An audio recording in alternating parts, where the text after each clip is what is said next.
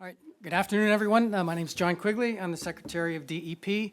Welcome to our latest meeting of the Pipeline Infrastructure Task Force. We are going to be on what I hope is a compressed time frame for presentations, which I'll explain in a minute. First order of business is let's go around and introduce ourselves. Sorry. It's okay. Sarah Battisti, Southwestern Energy. Curtis Bionis, TRC. Terry Bossert, Range Resources. Gladys Brown, Pennsylvania Public Utility Commission. Dave Callahan, Mark West Energy Partners. Keith Boyle, Van Ness Feldman. Fred Delana, EQT Corporation. Denise Brinley, Department of Community and Economic Development. Mike DiMatteo, Pennsylvania Game Commission. Joe Fink, Cone Midstream Partners. Alan Brenzer, Pennsylvania Emergency Management Agency. Anthony Gallagher, Steamfitters Local 420. Nicholas Giannopoulos Representations. Mike Gross, Post and Shell. Mark Ochoa, Land Studies. Sam Robinson with the Governor's Office. Colonel Ed Chamberlain, U.S. Army Corps of Engineers, Baltimore District. Doug McLaren, Pennsylvania Historical and Museum Commission. Heather Smiles, Pennsylvania Fish and Boat Commission. Devlin, DCNR. David Hannebeck, Federal Energy Regulatory Commission. Mike Helbing, Penn Future. Tom Hutchins with Kinder Morgan. Cindy Ivey with Williams. Bill Geiger with Pennsylvania One Call. Joe McGinn with Sunoco Logistics. Dave Messersmith with Penn State Extension, Penn State University. Marvin Mateer, Wildosing Township, Bradford County. Lauren Parker, Civil and Environmental Consultants. Dwayne Peters, ACECPA. Mark Reeves with Shell. David Smith, Pennsylvania Turnpike Commission. Michael Smith, Department of Agriculture. Steve Tambini, DRBC. Justin Treadle, Rice Energy. David Woodwell, Pennsylvania Environmental Council. Secretary Richards, want to introduce yourself? Sorry. Thank you, sorry. Leslie Richards, PennDOT. Okay, great. Again, good afternoon, everyone. Thanks to everybody for coming. Want to get right to this and talk about timing, all things timing. You see on the screen before us the schedule going forward. I think it's self-explanatory. You all are aware that we are going to deliver a report to the governor in early February. The work group drafts are due in my office on Monday. And we intend to turn around a draft to the task force members by the following Friday. And we will also be publishing the draft report and opening up a 30-day public comment period. So more on that perhaps a little bit later. But I want to talk about today's meeting in particular with a request. We have about 26 folks who have signed up to provide comment during the public comment period. And we would like to accommodate all of those folks during the meeting. The complicating factor is we have a hard stop at 4 o'clock. And one of the reasons that we have a hard stop is I have to leave to go to a Clean Power Plan hearing about an hour and 15 minutes away. And with the weather and traffic, I have to leave by about 4:02. So what I would like to do is this: ask the work group chairs as we go around when we do your reports, if you would be as succinct as possible, please. And similarly, while I know we have the world's biggest presentation on the agenda today about integrating and coordinating permitting, I would ask all of the presenters to be mindful of the fact that there's a lot of folks that have signed up for public comment, about 25 times the amount of public comment that we've gotten in any other previous meeting. So really would ask folks to be as concise as possible while delivering the essential information. We'll also just let folks know that in the public comment period, as we have been from the beginning, individuals are allotted 2 minutes, and it will be enforced 2 minutes because we want to hear from everybody. There is a box next to the podium when we get to the public comment period for written comments. We will make sure that any and all written comments are distributed to the members of the task force and posted online. So we will try to do this as expeditiously as we possibly can to make sure everybody has a chance to speak today. So I would just ask for everybody's cooperation on that. And I want to move right into the reports from the work groups. And again, we'll go in the alphabetical order of the name of your work group. Not necessarily any reflection on our affection or lack thereof for everybody. We'll start with agriculture and Mike Smith. Thank you, Secretary. In honor of your request, our work continues. We have a number of recommendations that are now in circulation among our members, and I have every expectation that we will have those finalized by week's end for submission next Monday. Thank you. Bless you for the brevity. Dan, Devlin, Conservation and Natural Resources. Likewise, with our group, we also met and have a series of recommendations that we are hopefully have finalized by this Friday, and we also plan on having them in by noon on Monday. Okay, great, thank you. We're going to skip, I don't think Commissioner Kazone has arrived yet. She is in transit, so we will go to Emergency Preparedness and Rick Flynn, or Alan Brenzer's alternating. The EP working group met as late as this morning. That was our 5th meeting. We've met earlier in the month to go over this document, which is now being fine-tuned, and we'll be ready for delivery on Monday. Environmental Protection, Haley Jeffords. Thank you. We have had very, very many meetings, actually, sometimes as many as 3 to 4 conference calls a week, and we are preparing our BMPs, which are numbering in about somewhere between 60 and 70 BMPs that we are at the stage of wordsmithing and fine-tuning and getting to your desk on Monday. Right, thank you. Historical, Culture, and Tribal, Doug McLaren. We have a very diverse work group, even though small, and we've all prepared targeted recommendations. The final drafts are actually due to me tomorrow, and I hope to actually finish it by the next day on the afternoon, and perhaps have it in early. Wonderful, thank you. Local Government, Marvin Matier. Thank you, Mr. Secretary. We have been meeting as well. Our most recent meeting was a conference call last week. We have focused on 3 main areas for our recommendations: communications with local government officials, the impact to our roads and surface facilities. I think we're in pretty good shape to have all of our recommendations ready for submission by the deadline on Monday. Thank you. Natural Gas and Use, Sarah Battisti. Thank you, Secretary. We are meeting tomorrow for our last official meeting and should have our recommendations ready for you by Monday. This is going too well. Next, Pipeline Safety and Integrity, Chairwoman Brown. Thank you, Mr. Secretary. We also have been meeting readily and have met this morning, actually, and we are fine-tuning some of our recommendations, we will have them ready for you by Monday. Fantastic, thank you. Public participation, Cindy Ivey. Meeting today, and we have 6 recommendations that we'll be providing on Monday. Thank you. This brevity is, we should have started this brevity before, just kidding. Siting and routing, Secretary Richards. Sure. We've also been meeting many times. It's just been amazing to see the effort with all the work groups.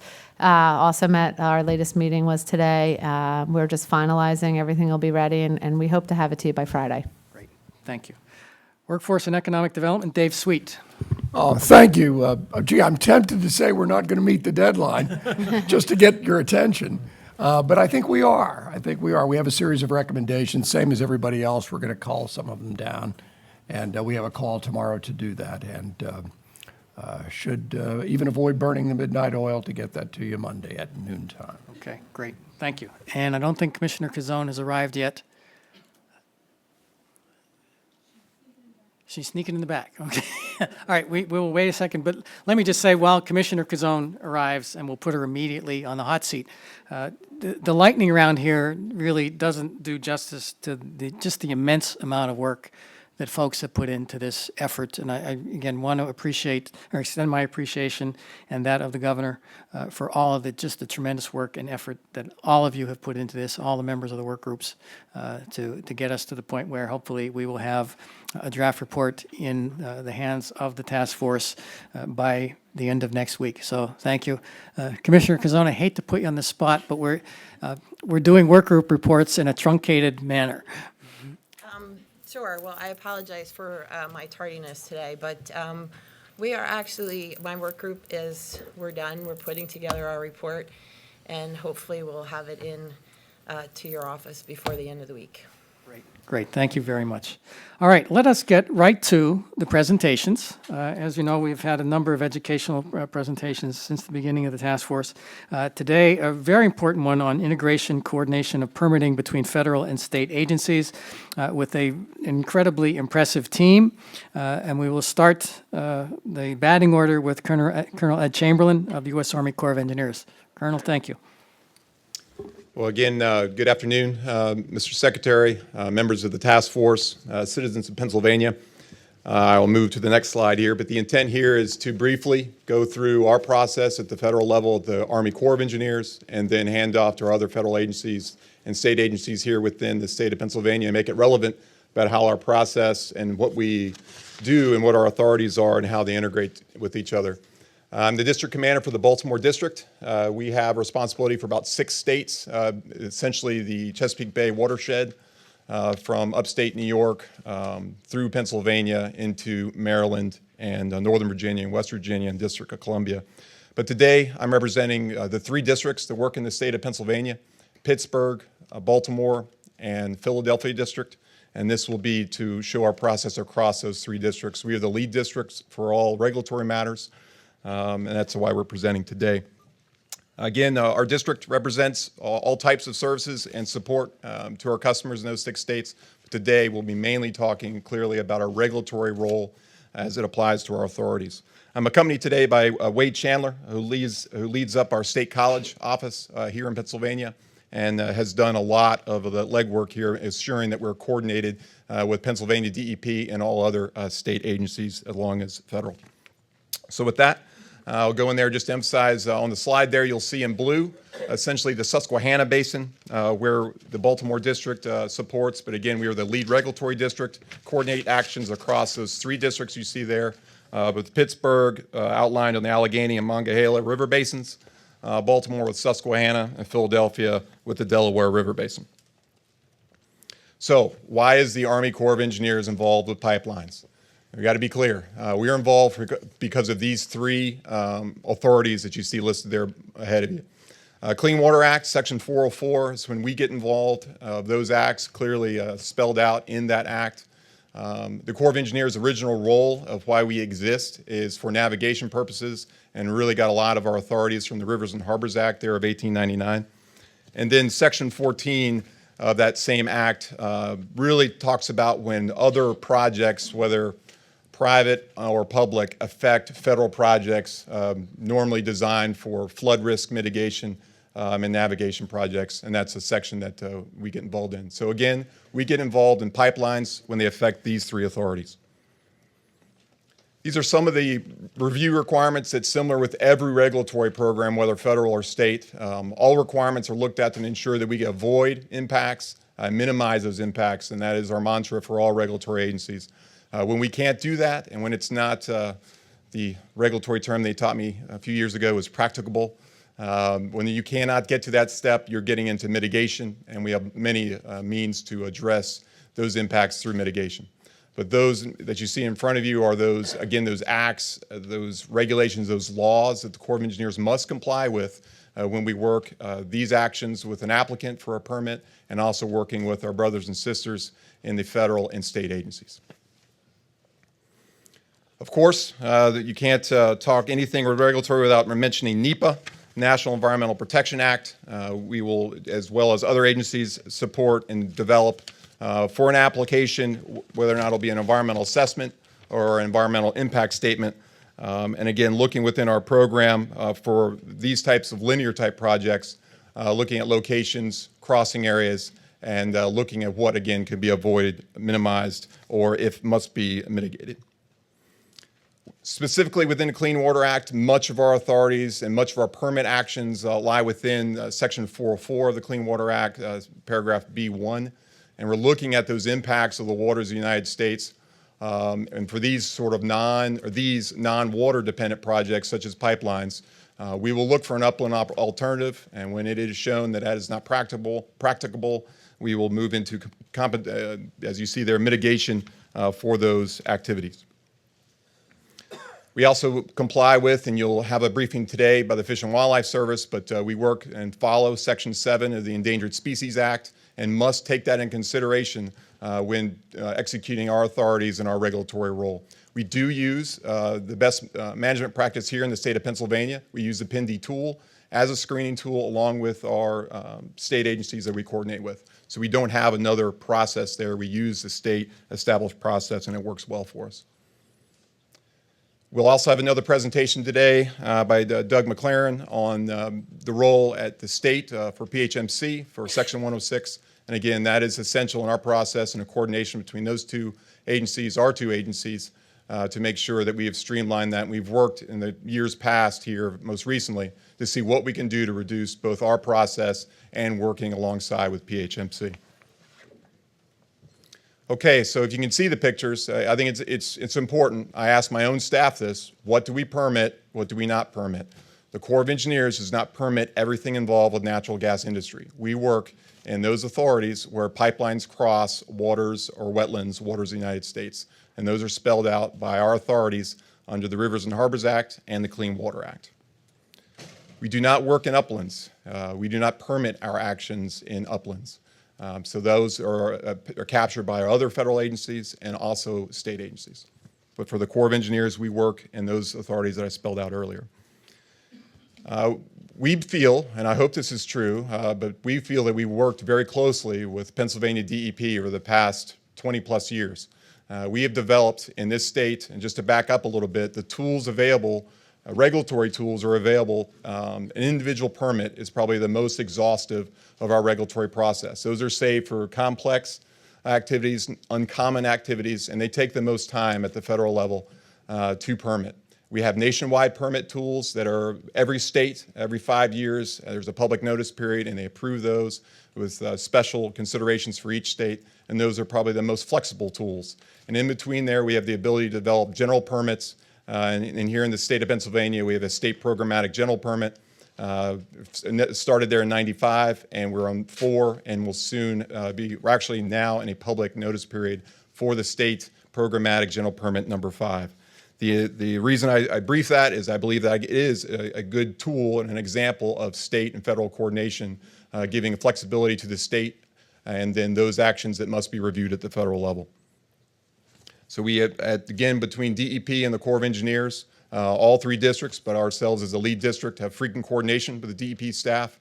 And again, our 5th iteration of that general permit is under public review at this point in time and coordination with the state. Lastly, when we talk transmission lines, clearly we work with FERC and in their role there, and we again have a NEPA role supporting our actions and regulatory actions along with the state, but also with FERC for transmission lines. Today, in most of the discussions with this task force, I think we've also really focused on gathering lines. So that was the essence of our presentation. So with that, that is our intro. Hopefully, you took away from what I believe is that we have flexible regulatory tools coordinating with our federal and state agencies. I will be followed now by Fish and Wildlife Service.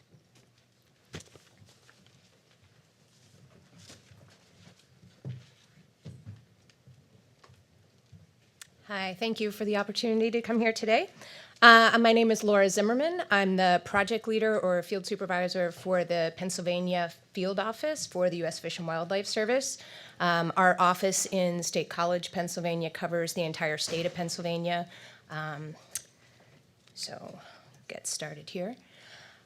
Similar to the Corps of Engineers, the Fish and Wildlife Service does operate under a finite number of regulatory authorities. Starting, we have the Bald and Golden Eagle Protection Act. As you probably know, the bald eagle has been delisted both by the Fish and Wildlife Service and the Pennsylvania Game Commission. However, the Bald and Golden Eagle Protection Act does provide protection for nests, for juveniles, that it prohibits disturbance of nests if there are fledglings in the nest. It also provides protection for the nests themselves. Our Pennsylvania Field Office website provides an online screening tool that applicants can use to determine whether or not their project may affect a bald eagle nest. There also is on that page a list of known nests that you can look up. This is open to the public. You can see if there's a known nest that's in a particular project vicinity, but due to the increasing populations of bald eagles, and the fact that they move around periodically, we really recommend that for large projects that you go ahead and do a nest survey to determine whether or not you may have a bald eagle in your project area. Under the Migratory Bird Treaty Act, the service does not have any permit authority to issue take of birds. We recognize that despite implementation of all best management practices, some take of birds may occur. However, our law enforcement agents really focus on flagrant disregard for the law, especially in cases where there are avoidance or minimization measures that are not implemented into a project. In addition, in 2011, the Fish and Wildlife Service and FERC, which is one of the primary regulatory agencies for pipelines, signed an MOU, and that MOU really emphasizes the need for coordination and conservation of migratory birds for all projects that are developed under FERC jurisdiction. The Fish and Wildlife Service is also a commenting and coordinating agency for both the Fish and Wildlife Coordination Act and the National Environmental Policy Act.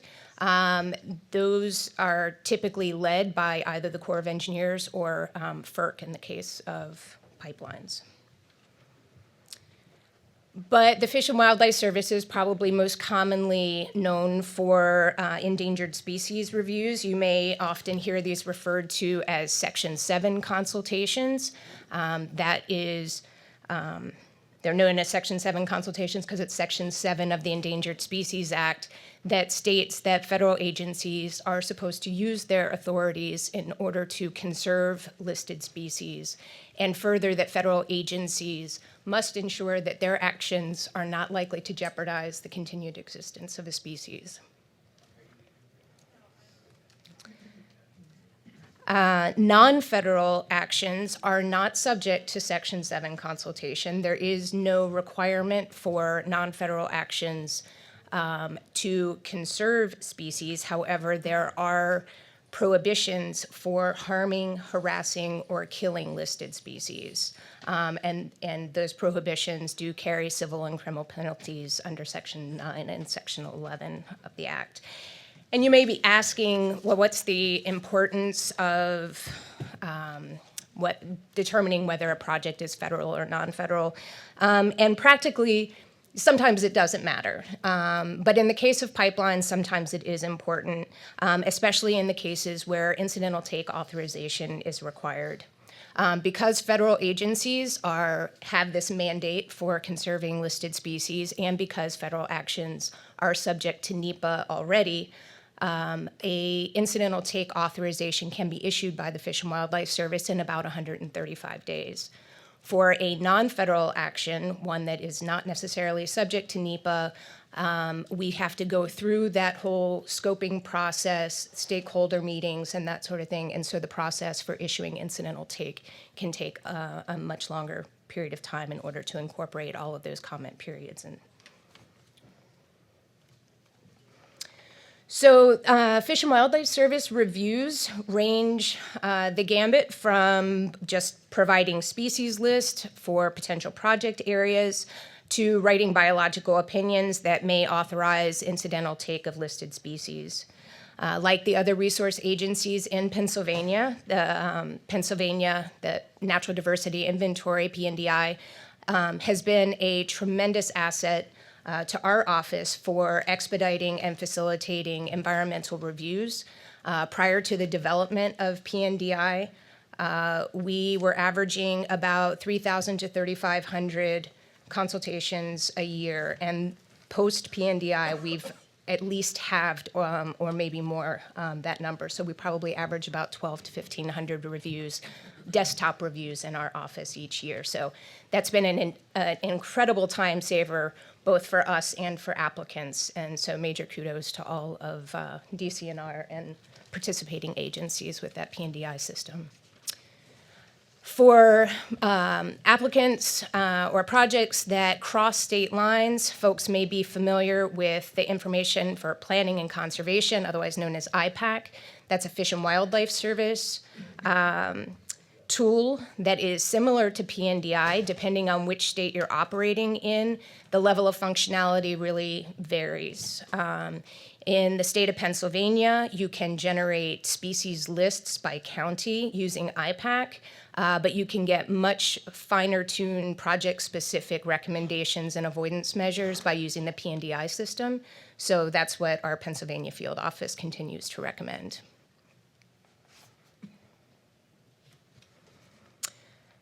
I really appreciate Colonel Chamberlain's discussion earlier about their definition of permit area and how that differs sometimes from the action area under NEPA. For the Fish and Wildlife Service, our regulations require that we review what we call single and complete project. So that would include, if you can see the little schematic in the bottom there, that includes direct and indirect impacts from the footprint, as well as anything that may be occurring as a result of that project impact. So in the schematic, it also includes lighting effects or noise, downstream water quality or water quantity. All of that would need to be assessed during our endangered species review, and that's per our regulation. The difference between our agencies' jurisdiction areas can sometimes create some challenges or some additional head scratching. So the difference, those differences should be kind of acknowledged by folks. I think it's important to make sure you understand that so that we can avoid any kind of conflicts. Some of the challenges that we face with pipeline reviews, there's a variable nexus depending on the type of pipeline or where it's located, or sometimes a lack of a federal nexus altogether. Project timelines, as well as the process itself, varies differently depending on who the lead agency is. So up front, it's good to have that identified within all of the players, just so we know what kind of review track we're on.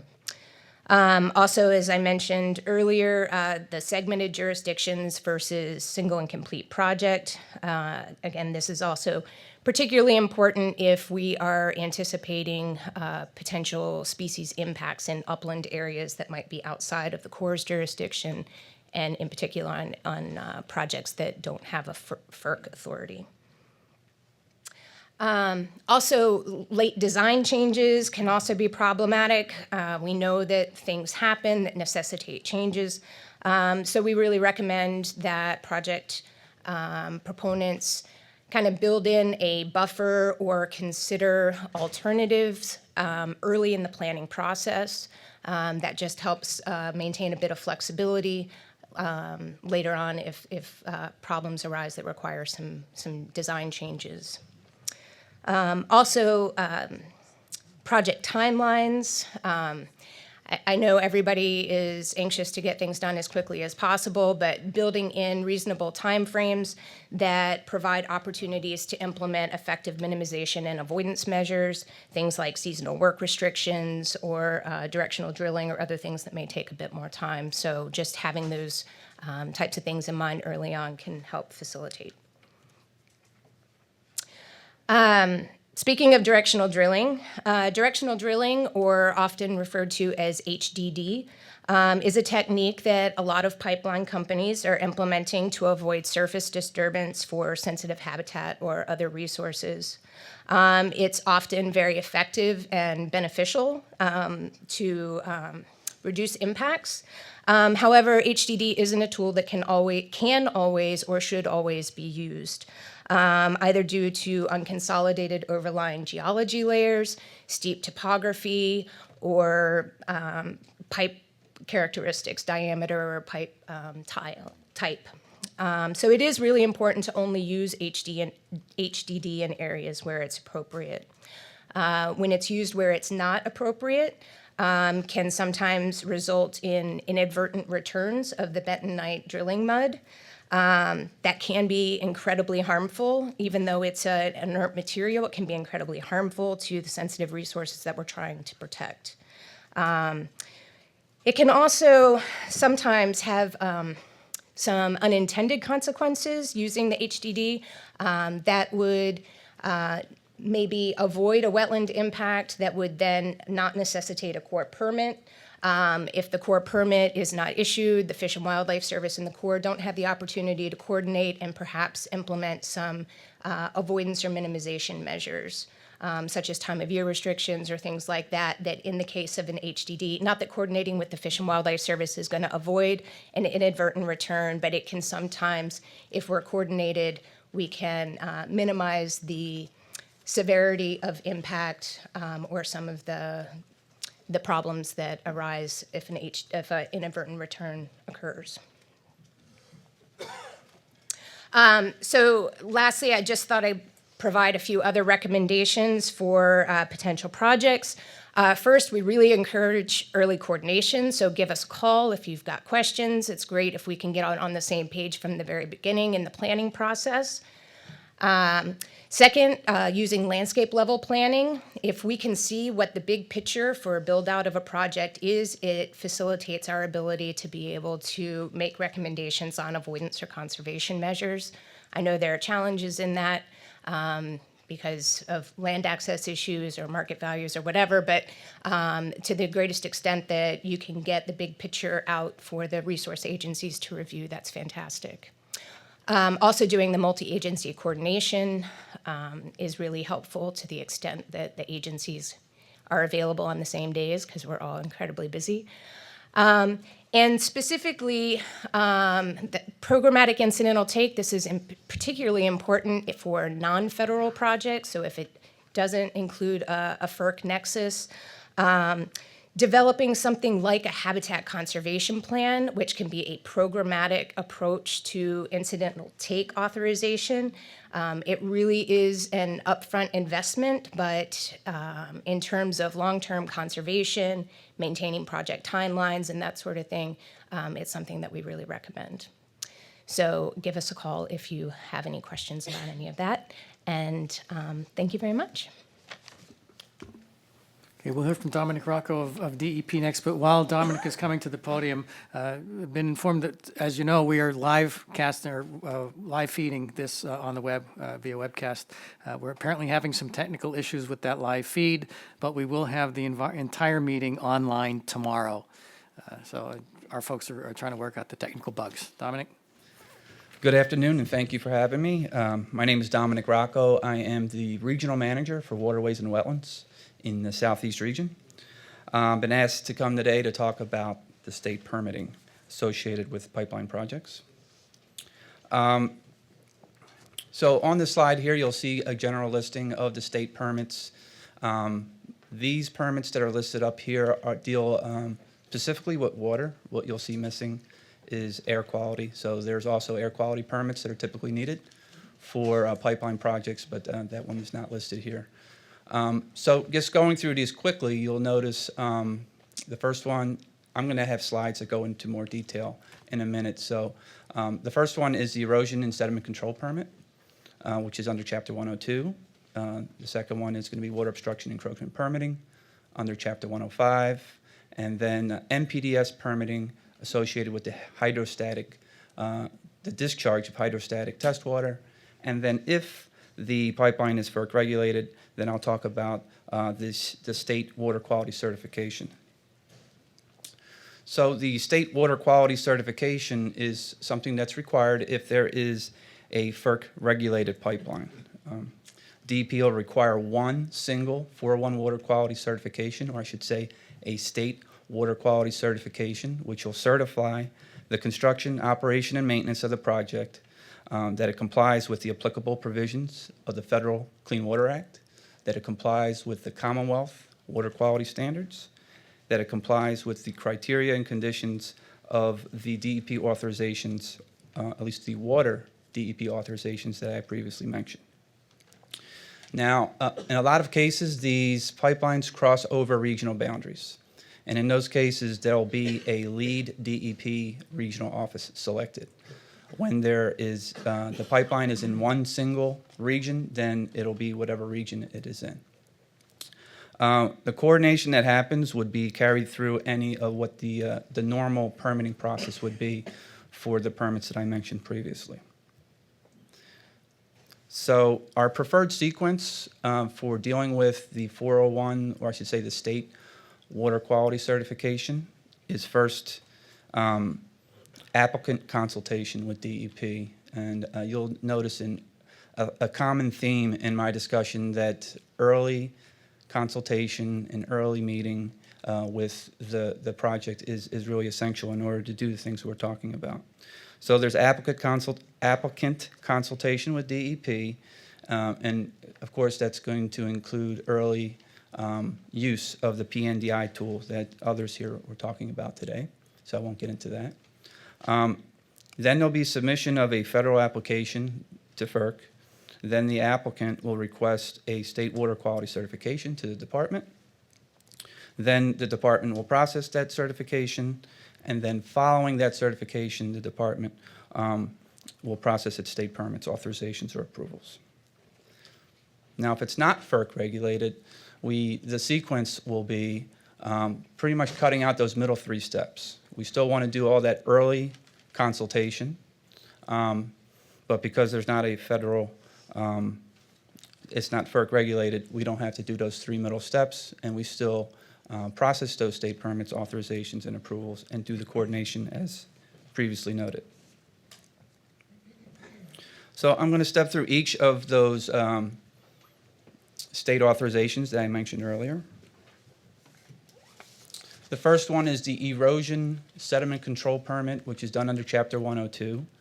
This is what would cover the upland work that the Colonel mentioned earlier. So under Chapter 102, the erosion sedimentation control GP, GP2, is for the permit for earth disturbance associated with oil and gas exploration, production, processing, or treatment. The permitting entity, if it's in one single county, would be the County Conservation District. If it's not in a single county, then it would go to the DEP regional office.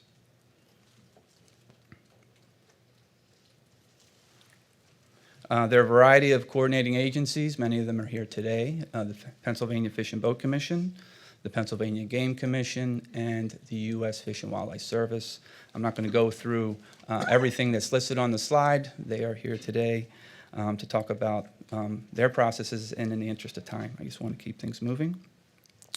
The best practices, again, as I mentioned earlier, it's pretty much early. So early use of the PNDI tool, early discussions with DEP and the County Conservation District, during, and I would say actually prior to, the establishment of the pipeline route, and then early synchronization between both of those permits that I'm going to mention, the Chapter 102 and the Chapter 105 permits, particularly as they deal with stream and wetland crossings. So now I'm going to talk about Chapter 105. It does the water obstruction and encroachment permit. And so this would be for the construction, operation, and maintenance of all the water obstructions and encroachments associated with the project, and typically those are the stream and wetland crossings and any of the ancillary activities such as access and things of that nature. The permitting entity would be DEP, the regional office, and we would coordinate that. It is a joint permitting process with the Army Corps of Engineers.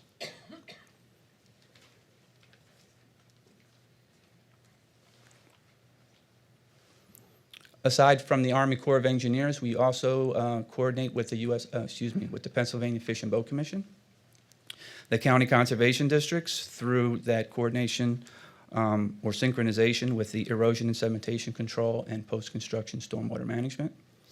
And through PNDI, we coordinate with DCNR, Fish and Boat Commission, Pennsylvania Game Commission, and U.S. Fish and Wildlife. I will mention that in the 105 process, permitting process, there is a different division of the Pennsylvania Fish and Boat Commission that we coordinate with compared to the Threatened Endangered Species Review. So we're dealing with two different offices, but it is one agency at the Pennsylvania Fish and Boat Commission. So the best practices, again, would be the early use of the PNDI tool, early discussions with DEP and the Corps, and again, early synchronization between the 102 and 105 permits. The other water-related permit would be a discharge permit, the National Pollutant Discharge Elimination System, NPDES permit for the discharge of hydrostatic testing water for the pipeline. That permitting entity would be the DEP regional office in the Clean Water Program, and that would be for wherever the discharge is located. So the pipeline may extend through various areas, but where the actual discharge of that hydrostatic test water would be where that permit would be needed. Coordinating agencies would be the Susquehanna River Basin Commission or the Delaware River Basin Commission, depending on where that pipeline goes. Again, the best practices, again, are the early steps, such as early identification of special protection waters, which is really key for the hydrostatic test discharge permit. And again, early discussions with DEP during and prior to establishment of the pipeline route. All right. I kept it brief, Secretary, so I'm going to pass it on. Thank you, Dominic. To the PHMC.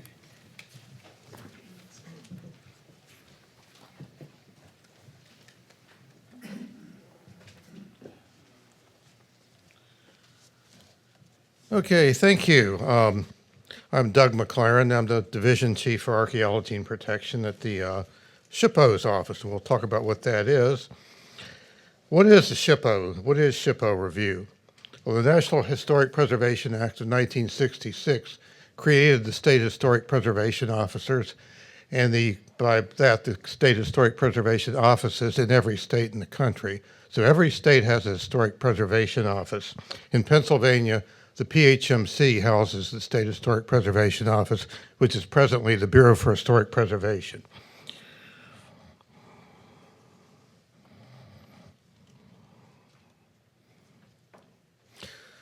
One of the activities of the SHPO office is a review of federal or federally assisted and permitted projects under Section 106 of the National Historic Preservation Act, and it's implementing regulations 36 CFR Part 800. Our review is technical advisory. We advise and assist federal and state agencies on the technical aspects of the historic built environment and archaeology, and we respond to findings made by agencies. We ensure that the review process is followed, but we do not issue permits for these projects. Under Section 106, the federal agency is supposed to take the lead, as the purpose of 106 in the first place is for federal agencies to consider any adverse effects of their projects on important historical and archaeological resources. We act as their advisors, as most federal agencies do not have the adequate numbers of persons with cultural resources training to actually make the determinations. So they generally wait for a SHPO opinion before making a finding, which kind of flips the process on its back if you read it literally off the regs. We also consider the wide range of alternatives to minimize or avoid adverse effects to historic properties is considered. Well, what's a historic property? The term comes from 36 CFR 800, which says a historic property means any prehistoric or historic district, site, building, structure, or object included in or eligible for inclusion in the National Register of Historic Places. This includes properties of traditional, religious, and cultural importance to an Indian tribe, and that meet the National Register criteria.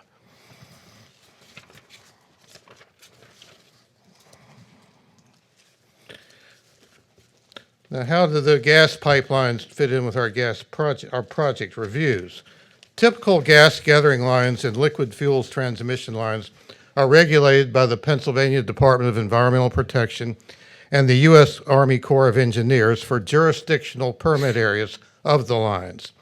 By contrast, large gas transmission lines, intrastate or usually interstate, are regulated by the Federal Energy Regulatory Commission, or FERC. Corps and DEP still issue the permits, but FERC is the lead federal agency for purposes of our 106 review. In such cases, the entire line is regulated, not the discontinuous permit areas. And this is an example of the permit areas. It doesn't show up very well. I apologize for that. The pipeline shown here is in red. There are purple areas. There are 5 little purple dots on that line, and these are the permit areas, and these are the ones that are reviewed. By contrast, this is a FERC line shown in the red dotted line down the middle. It's a part of a FERC line. I apologize for the darkness of this slide. It's a little bit hard to see. But the point is that the entire line is regulated. The entire line is the area of potential effect that we would review. Our reviews are by regions generally. We have the western region in blue, the north central and south central in green.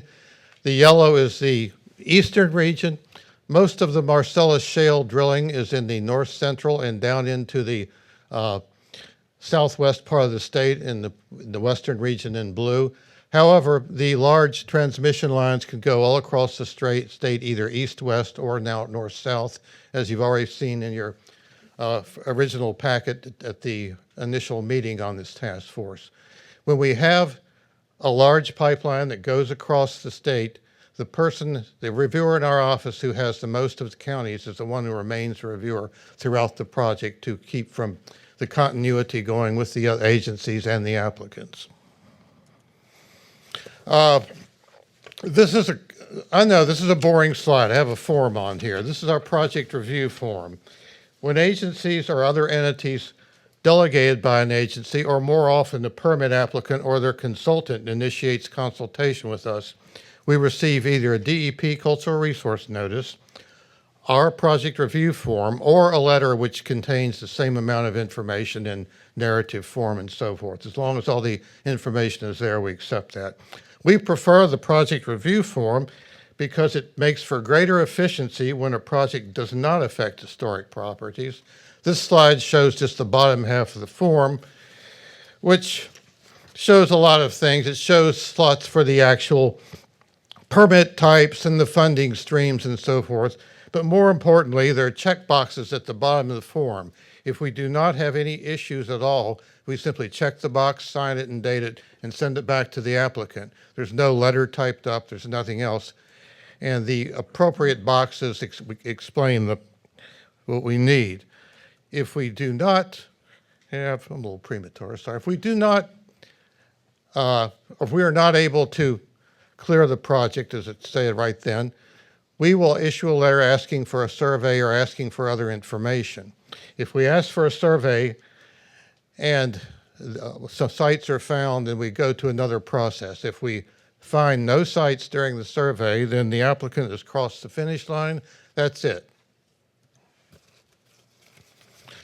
But if historic properties or potential historic properties are present, this is basically what happens. For above ground properties, generally the consultants will prepare a historic resource survey form and submit to our office. And our committee will look at it for National Register eligibility. For archaeology, National Register significance is usually done by additional testing, usually referred to generically as phase 2. A report is submitted to our office. We have 30 days to comment. Comment letters are forwarded to permitting agencies by applicant or their consultant. In those cases, when there is an adverse effect on a historic property, first of all, we recommend that the historic property be avoided if that's possible. If it can't be avoided, we'd like to try to minimize the effect on the property by altering the undertaking a little bit to try to take as little of it as possible. In many cases, I will say, this is not possible, and so mitigation of the effects of the adverse effect is necessary. That's done through a memorandum of agreement, which is created and signed by the federal agency, the SHPO, and the applicant generally, and it has a series of stipulations saying what's going to be done. For archaeology, it's typically data recovery, an excavation. For above ground, it could be various efforts. It could be recordation. It could be some other type of historic preservation effort. Finally, the advice we give the applicants is please consult with our office as early as possible. This is about the 5th or 6th time you've heard that during this whole presentation. Very important to consult early. Avoid ugly surprises. Send adequate documentation to us the first time. You don't want to get a letter from us saying we need more information because it's going to mess up your timeline. 3, keep all the permitting agencies in the same loop. 4, remember that the SHPO does not issue the permits, but the 106 process has to be concluded before the permitting agencies will issue their permits. And lastly, please avoid the resources whenever possible. Thank you. Okay, next will be Heather Smiles from the Pennsylvania Fish and Boat Commission.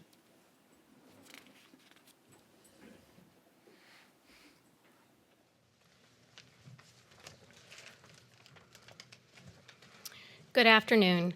My name is Heather Smiles. I'm the chief of the natural gas section of the Pennsylvania Fish and Boat Commission. In 2012, when we had the Act 13, the Fish and Boat Commission made our own natural gas section. So any projects that we review will come to our section, and I'll get into those. So the Fish and Boat Commission has several roles. You might be familiar with us maybe in a reactive role if we are involved in a pollution or a law enforcement. But for pipeline review, I would consider that our proactive role. So the natural gas section, we review permits. I'll get into those. We might look at laws and regulations and make comments. We provide technical assistance, and sometimes we'll do assessments for environmental risk. So permit review, for our section, the staff review projects to ensure that aquatic resources, both game and non-game, which live in all of our Commonwealth's waters, remain protected. So in our section, we will review all threatened endangered species impacts that are involved in any kind of a natural gas project that would require our review. Chapter 105, waterway obstruction encroachment permits. We are a commenting agency to DEP. We will comment on water withdrawal projects to SRBC and sometimes some other ones. We do blasting permits. Sometimes permits are required in order to put pipelines across streams or bodies of water, so we actually issue blasting permits. And we also get involved to aids to navigation plans, which are required if you might have a pipeline crossing of a bigger waterway.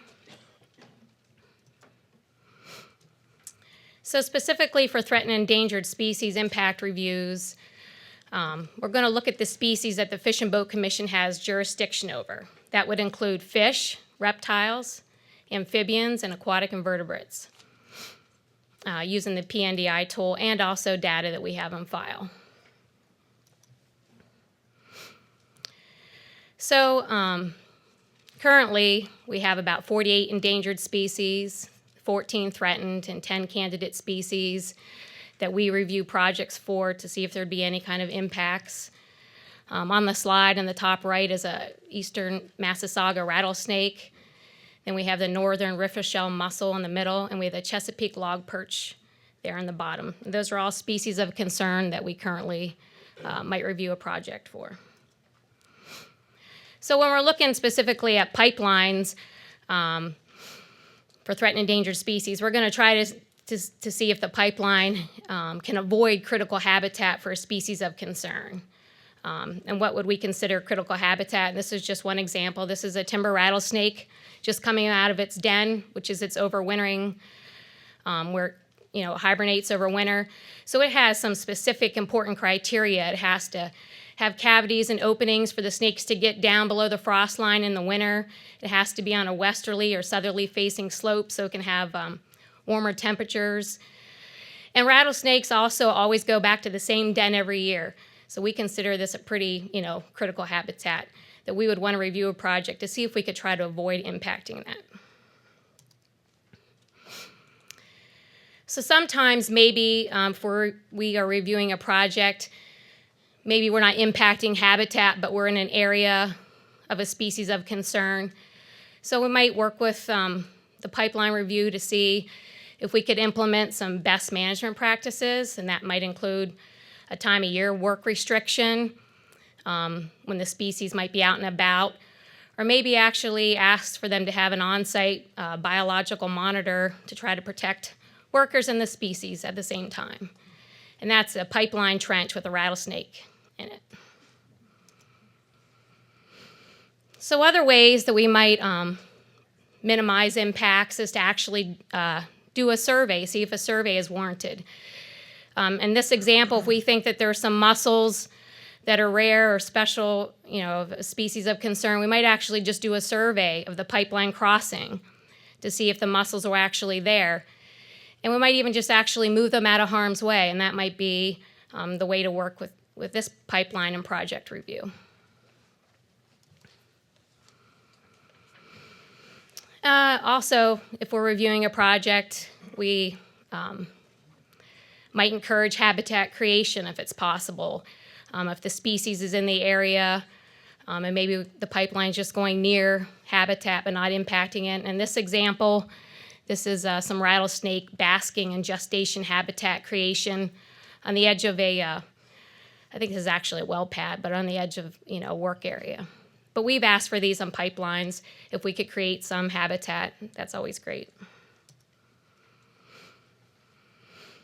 So we also, as I said before, we comment on Chapter 105, encroachment and waterway permits. You get this question, are stream crossings, are they an issue? And just this simple example, you can see the pipeline there is crossing several different streams and wetlands, several different watersheds. So yeah, it is an issue. There's an increased demand for pipelines to move gas. Pipelines are linear projects, so they're going to cross multiple streams. And Pennsylvania has an estimated 86,000 miles of stream, so you're going to cross streams. So when we're reviewing a 105 permit and we're making comments, we're looking at ways we can protect the aquatic resource. So we usually look at the actual resources that the pipeline is crossing, and they all have specific characteristics. It might be a wild trout stream, might be a stock trout stream, might be a stream with migratory fish, or it could be a warm water resource. So some of our comments might be, how can we protect that migratory fish? That's a eel there. Maybe we restrict work when the fish is migrating. Or in the other picture we have some naturally reproducing brook trout. Maybe we restrict work during their critical life stage when they're spawning. So those might be some comments that we would make. We also have to keep in mind that we have recreational use of our bodies of water in Pennsylvania, so we're always keeping that in mind when we're making comments. Some of the bigger waters, we got to look out for, boats and when people might be fishing, and anglers for like the stock trout streams or maybe a warm water fishery when bass season might be. So those are things we're going to keep in mind and make comments on. So the Fish and Boat Commission gets involved in these larger crossings of the pipelines on these bigger waters. If they're navigable, we're going to require, I think it's also required for the 105 permit, that's why they need to get what we call an Aids to Navigation Plan, or an ATON plan.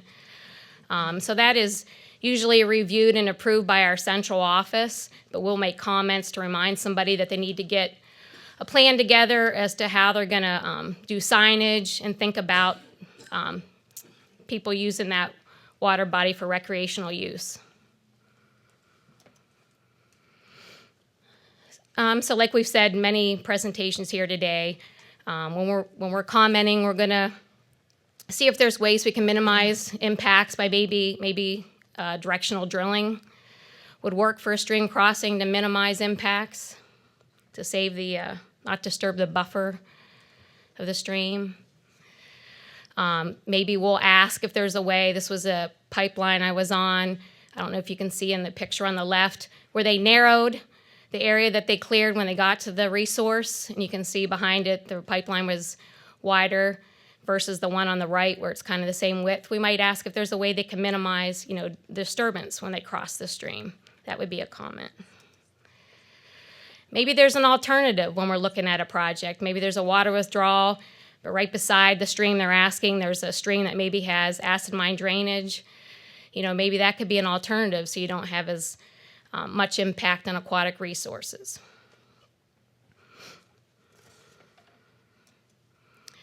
So basically, those are some of the permit programs that we're involved in as far as pipeline review, and those are the kinds of things that we're looking at.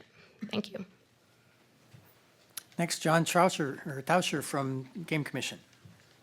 Good afternoon. I'm John Tauscher. I'm I'm the Energy Project Review Coordinator for the Pennsylvania Game Commission, which means I review all pipeline projects that come through the Game Commission. The Pennsylvania has jurisdiction over all wild birds and mammals. Related to pipeline reviews, we're limited to the species that are in PNDI, which are endangered, threatened, and special concern birds and mammals. I also look for resources such as state game lands and the habitats associated with the listed species. Basically, the way it works is the applicant puts in a PNDI review request, and basically the screening tool will generate one of two results. Either there will be no further review, in which case you can just supply that information to the permitting agency, and then all our coordination is complete, or there's going to be further review required, in which case you will submit mapping and project details to the Pennsylvania Game Commission for me to review. And at that point, I'll look at all the information that came in, and if I need more information, I'll request more information. Otherwise, I'll use that information and to avoid, minimize, and mitigate impacts to the species. Basically, with pipeline projects, there's a good chance we can avoid a lot of impacts through project modifications or seasonal timing restrictions. If that's not possible, we're going to look to minimize them through, again, seasonal restrictions or possibly using monitoring. And then also, if there are impacts, we're going to look to try to mitigate, which is always the worst case scenario for the species. A lot of mitigation includes habitat replacement, habitat improvement, or protection for the impacted species. So I use all the data available to myself, such as game lands boundaries, species location, species history information, different types of aerial photography, topographical maps, to determine what sorts of impacts will occur from what's proposed. And then I will either issue a no impact letter, which means even though the species is present along the project, there's not any impacts likely, or there'll be a potential impact letter, which basically will ask for potential surveys, will issue seasonal restrictions, habitat assessments, stuff like that, or finally could ask for mitigation. In the response letters, once the additional surveys and assessments have been completed, a mitigation plan may be requested. Once that's approved, an updated letter will be issued, basically stating that all coordination is complete with the Game Commission. And at that point, if any of the permitting agencies have any questions regarding impacts to wildlife, they coordinate with the Pennsylvania Game Commission directly. Regarding advice, I'm just going to mimic everything that everybody else says. Early coordination is best. If you can look to co-locate a lot of the impacts, that's going to reduce impacts to wildlife. But coordination is key. Thank you. Okay, next we'll hear from our State Forester, Dan Devlin. Good afternoon, everyone. It's Dan Devlin, DCNR. The good news is I'm the caboose on this train, so hang in there. For DCNR, we have several roles dealing with pipelines, and I've given you to this talk a couple months ago, so I'm going to burn through it very quickly. Obviously, we're a very large land manager. We have 2.5 million acres out there. We also are the agency responsible for PNDI in terms of maintaining that thing and coordinating that particular effort. And our last function is really dealing with native wild plants. We are the agency that's responsible for the conservation of native wild plants. Again, I just show this map very quickly. Again, 2.5 million acres is very hard to cross the state, especially east and west, without going through state forests or state park lands. In terms of those two entities, state parks, obviously we'd like to avoid that situation. We don't really feel that the pipeline is compatible with the state park mission per se. State forest lands is very different. There are two different ways that we get involved with rights of ways across state forest lands. One, dealing with our own leases. So we do allow for obviously transmission across our own lands in terms affiliated with our own leases. And second, we do allow rights of ways to go across the state forest lands upon request and upon review. And that review process is same in terms of whether it's a state forest or state park. We have what's called a large project process. Most of that process is online on our website, so I'm not going to go through it. But what we try and do is, again, do the old avoid, minimize, mitigate sort of thing that everyone's been talking about so far today. Once that, if we do grant an approval across either state forest or state parks, obviously we'll condition that approval. We'll grant it right away, but there will be conditions associated with that in terms of what we want in terms of mitigation, in terms of timing, what we want to see on the site, and those kinds of things. I do want to spend a little bit of time on talking about PNDI. If you noticed, most of the speakers today talked about PNDI, and we are, again, the agency that's responsible for administering the tool. It's a fantastic tool right now, but what I'd like to talk about is where this tool is going. So we are in the process of updating the tool. The new tool is probably going to be called Pennsylvania Conservation Explorer, so I don't know what acronym we'll come up with there, PACE or whatever, who knows. But the new tool will have a lot more information on there, a lot more data, and will be much more user-friendly in terms of being able to do a lot more pre-planning and planning for your particular project. So it's something that I think we're really looking forward to unveiling, and I think it'll be helpful for most people in this room. So we're very excited about that. And again, our last thing that we're involved in is review for native wild plants. And plants are a little different than animals, but again, there are many, many species of plants out there, and we use pretty much the same technique that you heard from Fish and Boat or Game Commission, in that, we take a look at that and we'll make recommendations to the regulatory agencies in terms of avoiding or minimizing impacts to those particular species. And with that, I want to thank you on behalf of all my colleagues. Thank you. Right. And I want to thank all of our 7 presenters today for getting through a lot of information and not a lot of time and being respectful of what is coming a little bit later on in the agenda. What we will do now is take a 10-minute break. And we will reconvene again. This is a live web-streamed meeting, so we will reconvene in 10 minutes for our visitors. The restrooms are located off the lobby. You go out the back conference room door, the one that you came in, and turn to your right. The ladies' room is on the left and the men's room is on the right. There is a water fountain past the restrooms on the other side of the security doors, and we'll have the EP staffer in the lobby to let you in and out if you need to get some water. So we will reconvene in 10 minutes. Okay, great, folks. Again, thanks for the orderly break. Delighted to call to the podium Marion Werkheiser, who is the Managing Director of Leaders in Energy and Preservation, who will give us a presentation on voluntary practices for facility siting and heritage management. Marion, welcome and thank you. Thank you, Secretary Quigley. Can everybody hear me? All right, good afternoon. I'm Marion Werkheiser. I'm Managing Director of Leaders in Energy and Preservation. I'm also an attorney, and my practice focuses on the intersection of development and cultural heritage preservation. And I have a firm called Cultural Heritage Partners. We're based in Washington, D.C. And LEAP is one of our favorite clients, so I'm very delighted to be here to speak on their behalf today. What I thought I would do is first I will give you an overview of LEAP and what we're trying to do, and then I will describe the framework that we've put together for voluntary practices for facility siting and heritage management. And I would invite all of your feedback on these voluntary guidelines, and we always want to make them better and have them work for you. So what is LEAP? We are a 501c3 educational nonprofit organization, and we're a coalition of energy companies and preservation organizations, and we're serving as a platform for thought leadership on best practices for promoting energy development and advancing heritage management. We got our start with the shale gas development boom, but we've had a lot of interest from pipeline companies, utilities, wind and solar, as well as traditional oil and gas. And so we recently changed our name. You may have heard of us as the Gas and Preservation Partnership, GAP, but now we are LEAP. Our leadership includes Shell, Southwestern Energy, and Hess Corporation, who serve on our board of directors, as well as the Society for American Archaeology. and many others, including consultants from the cultural resource management industry who deal with these risks every day.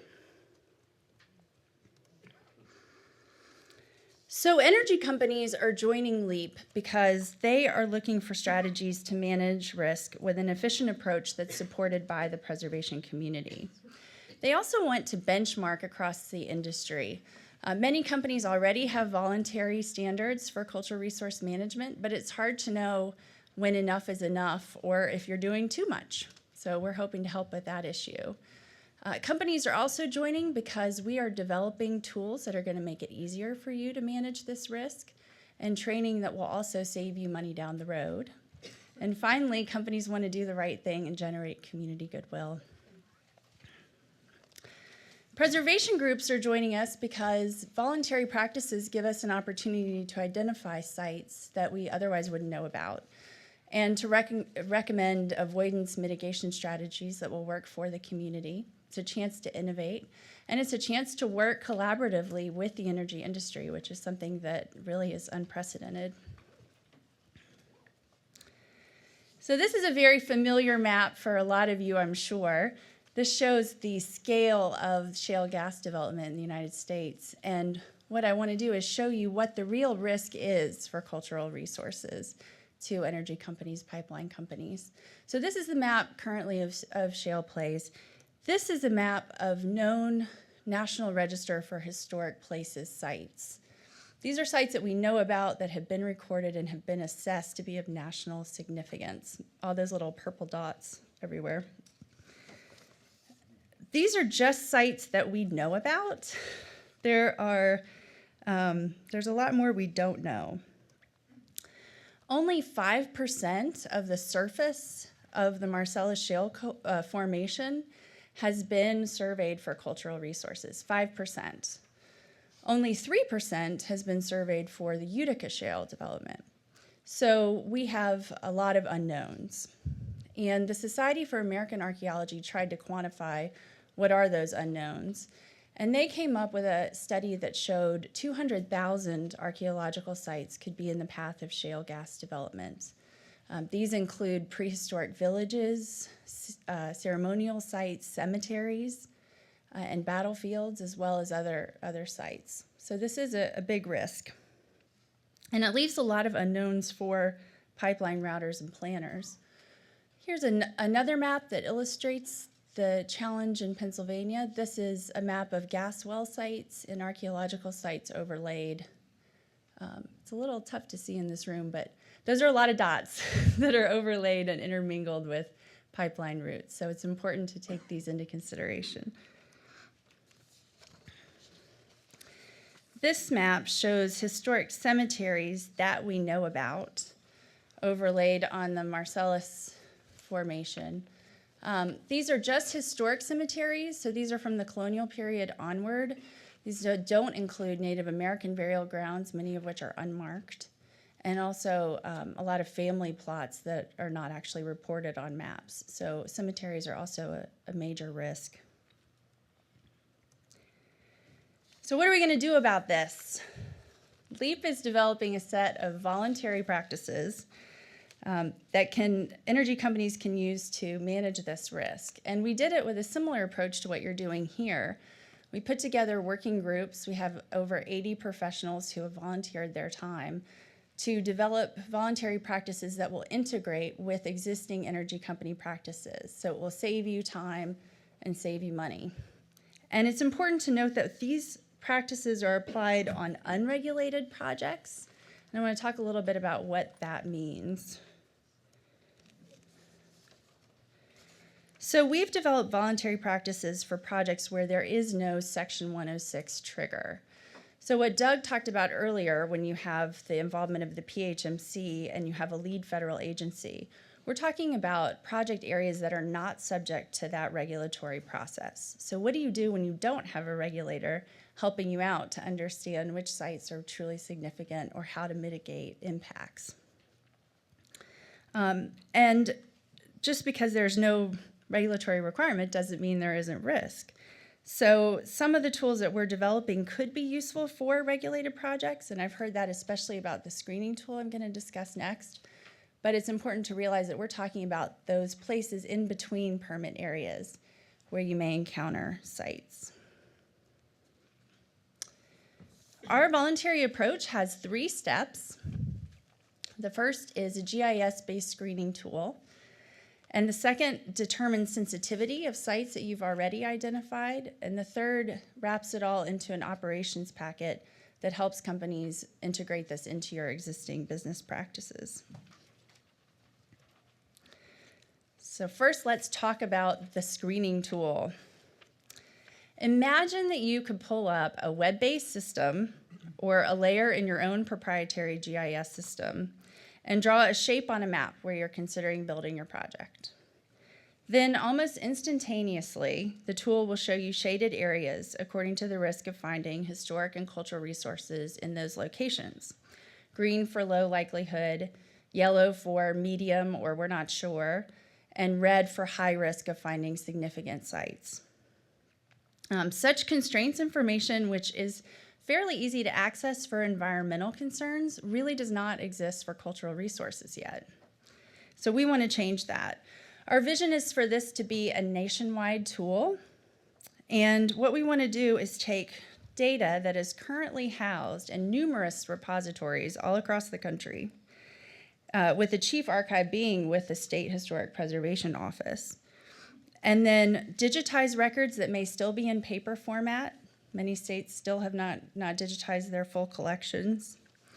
Put it into one GIS-based system, and then build a predictive model over top of that data that will give planners easy access to information very early in the process so that you can plan your routes around significant sites or plan your investments in cultural resource mitigation. So why do we want this?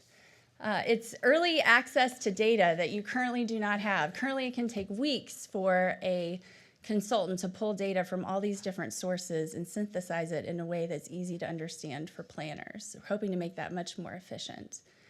We're also working to overcome some of the confidentiality concerns with current data. We believe that with robust user agreements, we can allow non-archaeologists to see much more of this data so you can make better decisions. We're also, by synthesizing this data, it will get better over time.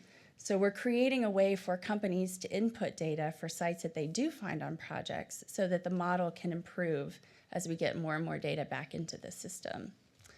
And that's part of the reason that many state offices have already said that they want to work with us, is because we'll get more access to data that we currently don't have into the state system. This is what it will look like. This is a prototype that we've developed for some townships in eastern Ohio.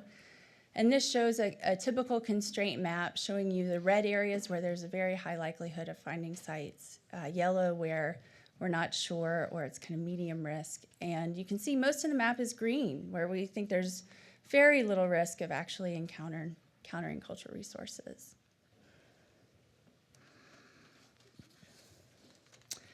We are exploring partnerships with different providers to help make the tool easy to use and accessible. NatureServe is one that we're working with. They have developed an environmental permitting streamlining tool that's web-based, and so we're working with them to develop the user interface for the screening tool. And our immediate goal is to build out that prototype that we did in eastern Ohio for the full state of Ohio, and then grow it regionally from there. Right now, we're looking for investors in the development costs of this in exchange for subscription credits for future use. So if any of you are interested in helping us with this, we'd love to talk to you. The next step of our approach is about determining the sensitivity of sites. So once you're on a project and you have identified historic and cultural resources that are going to be impacted by your pipeline, how do you decide when a site is worth rerouting the project, or if it's of such little value that you can move straight on? And that's a real question that frequently offices like Doug will help you figure out on a regulated project. But if you're not dealing with a regulator, you have to figure that out for yourself. So our tool is designed to make this project objective and replicable.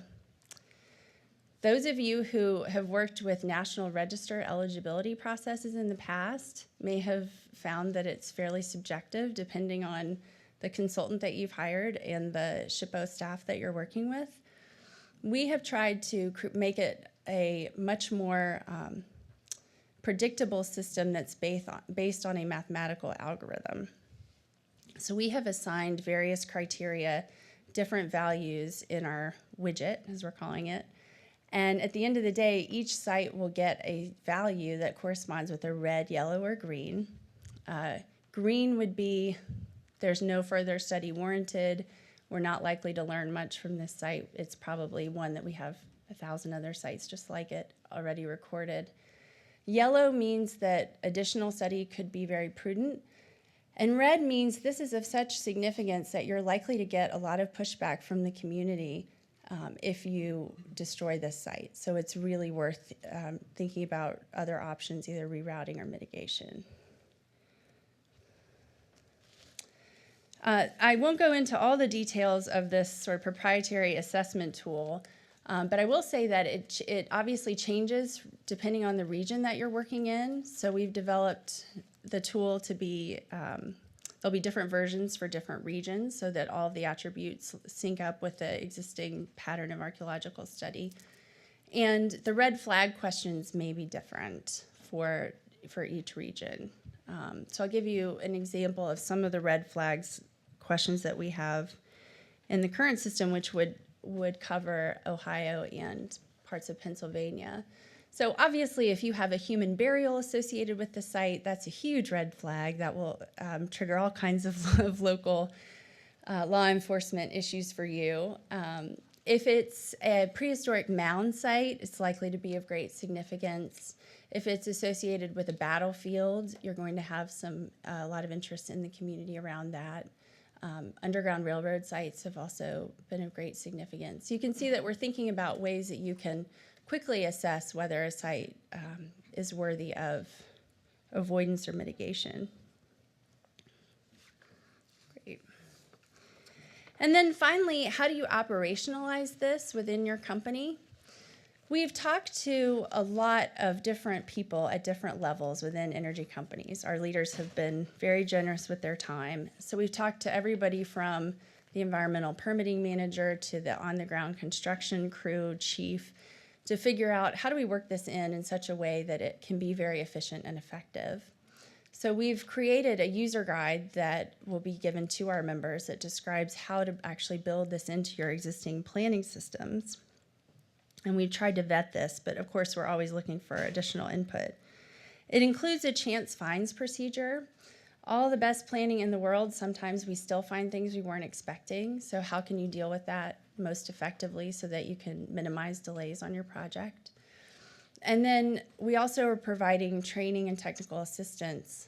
One of the big wins for this approach is that if we all have a voluntary approach that we can agree on, we can build an ecosystem around that with consultants and feedback loops that help it get better over time and have some consistency in application. And then finally, I'll just mention some of the other activities that we've been involved in trying to get increased awareness around these cultural resource risks. Last year, we hosted a summit in Pittsburgh. I think several of you were there. We had about 130 professionals from energy companies, preservation groups, cultural resource management industry come together and really kick off our working group process. We also had a keynote address from the head of global cultural heritage at Rio Tinto, the mining company. And I think there's a lot that we can learn from what the mining industry has done on voluntary cultural practices in the pipeline industry. We've commented on industry guidance, and so we were really delighted earlier this year that the American Petroleum Institute, IPCA, and IOGP have adopted cultural heritage into their sustainability reporting guidelines for the first time. We've also participated in World Bank consultations. The real movement on the international side is to bring more and more cultural heritage into the discussion of environmental impacts. So we're advising them on how to do that more effectively. And then finally, we've launched a membership structure to help support our ongoing work and to give more opportunities for companies and preservation groups to participate. So I would encourage you to check that out. There's more information on our website at energyandpreservation.org. You've also been provided with copies of our business prospectus, which describes where we're going over the next year. And I would welcome all of you to please reach out to me and let me know that if you want to become more involved, and I'd be happy to have a call with you and your colleagues about how this approach could work for your company. Thank you. I'd be happy to take questions. Yeah, does anybody have any questions? Any members of the task force for Marion? You might have noticed in the last presentation, the world's biggest one, we banked a little bit of time and didn't have a Q&A, but we do have a little bit of time for Marion. So, Lauren. Lauren Parker with CEC. Hi. Hi. So you had a slide previously that showed a map that looked like it had contours and it showed like the high-risk areas. Yeah, and I noted that it looked like most of the high-risk areas appeared to be in what looked like the stream valleys and areas. And I just wanted to know if that was somehow related to earlier from the SHPO PHMC office, there was mention of non-FERC regulated projects only had to look in those areas of potential effect. And I was wondering if that was like related and made sense as to why those were the areas, because those were indeed the high-risk areas. You're most likely to find evidence of human habitation closer to water sources. So that's why when we look at, where are you going to find archaeological sites, it's most likely going to be closer to water. So you'll see that red tracks a lot of the waterways. The Army Corps of Engineers does obviously permit water crossings, and so frequently on even gathering line projects, you'll have the Corps regulating that crossing, but as it was described, they're only looking at that narrow area of potential effect, that one crossing area, and they're not necessarily looking up or downstream at effects. So what we're hoping is that LEAP can help you look at that broader path and decide where you're most likely to encounter sites and deal with it outside of the regulatory process. It's a great question. Dwayne Peters, ACEC.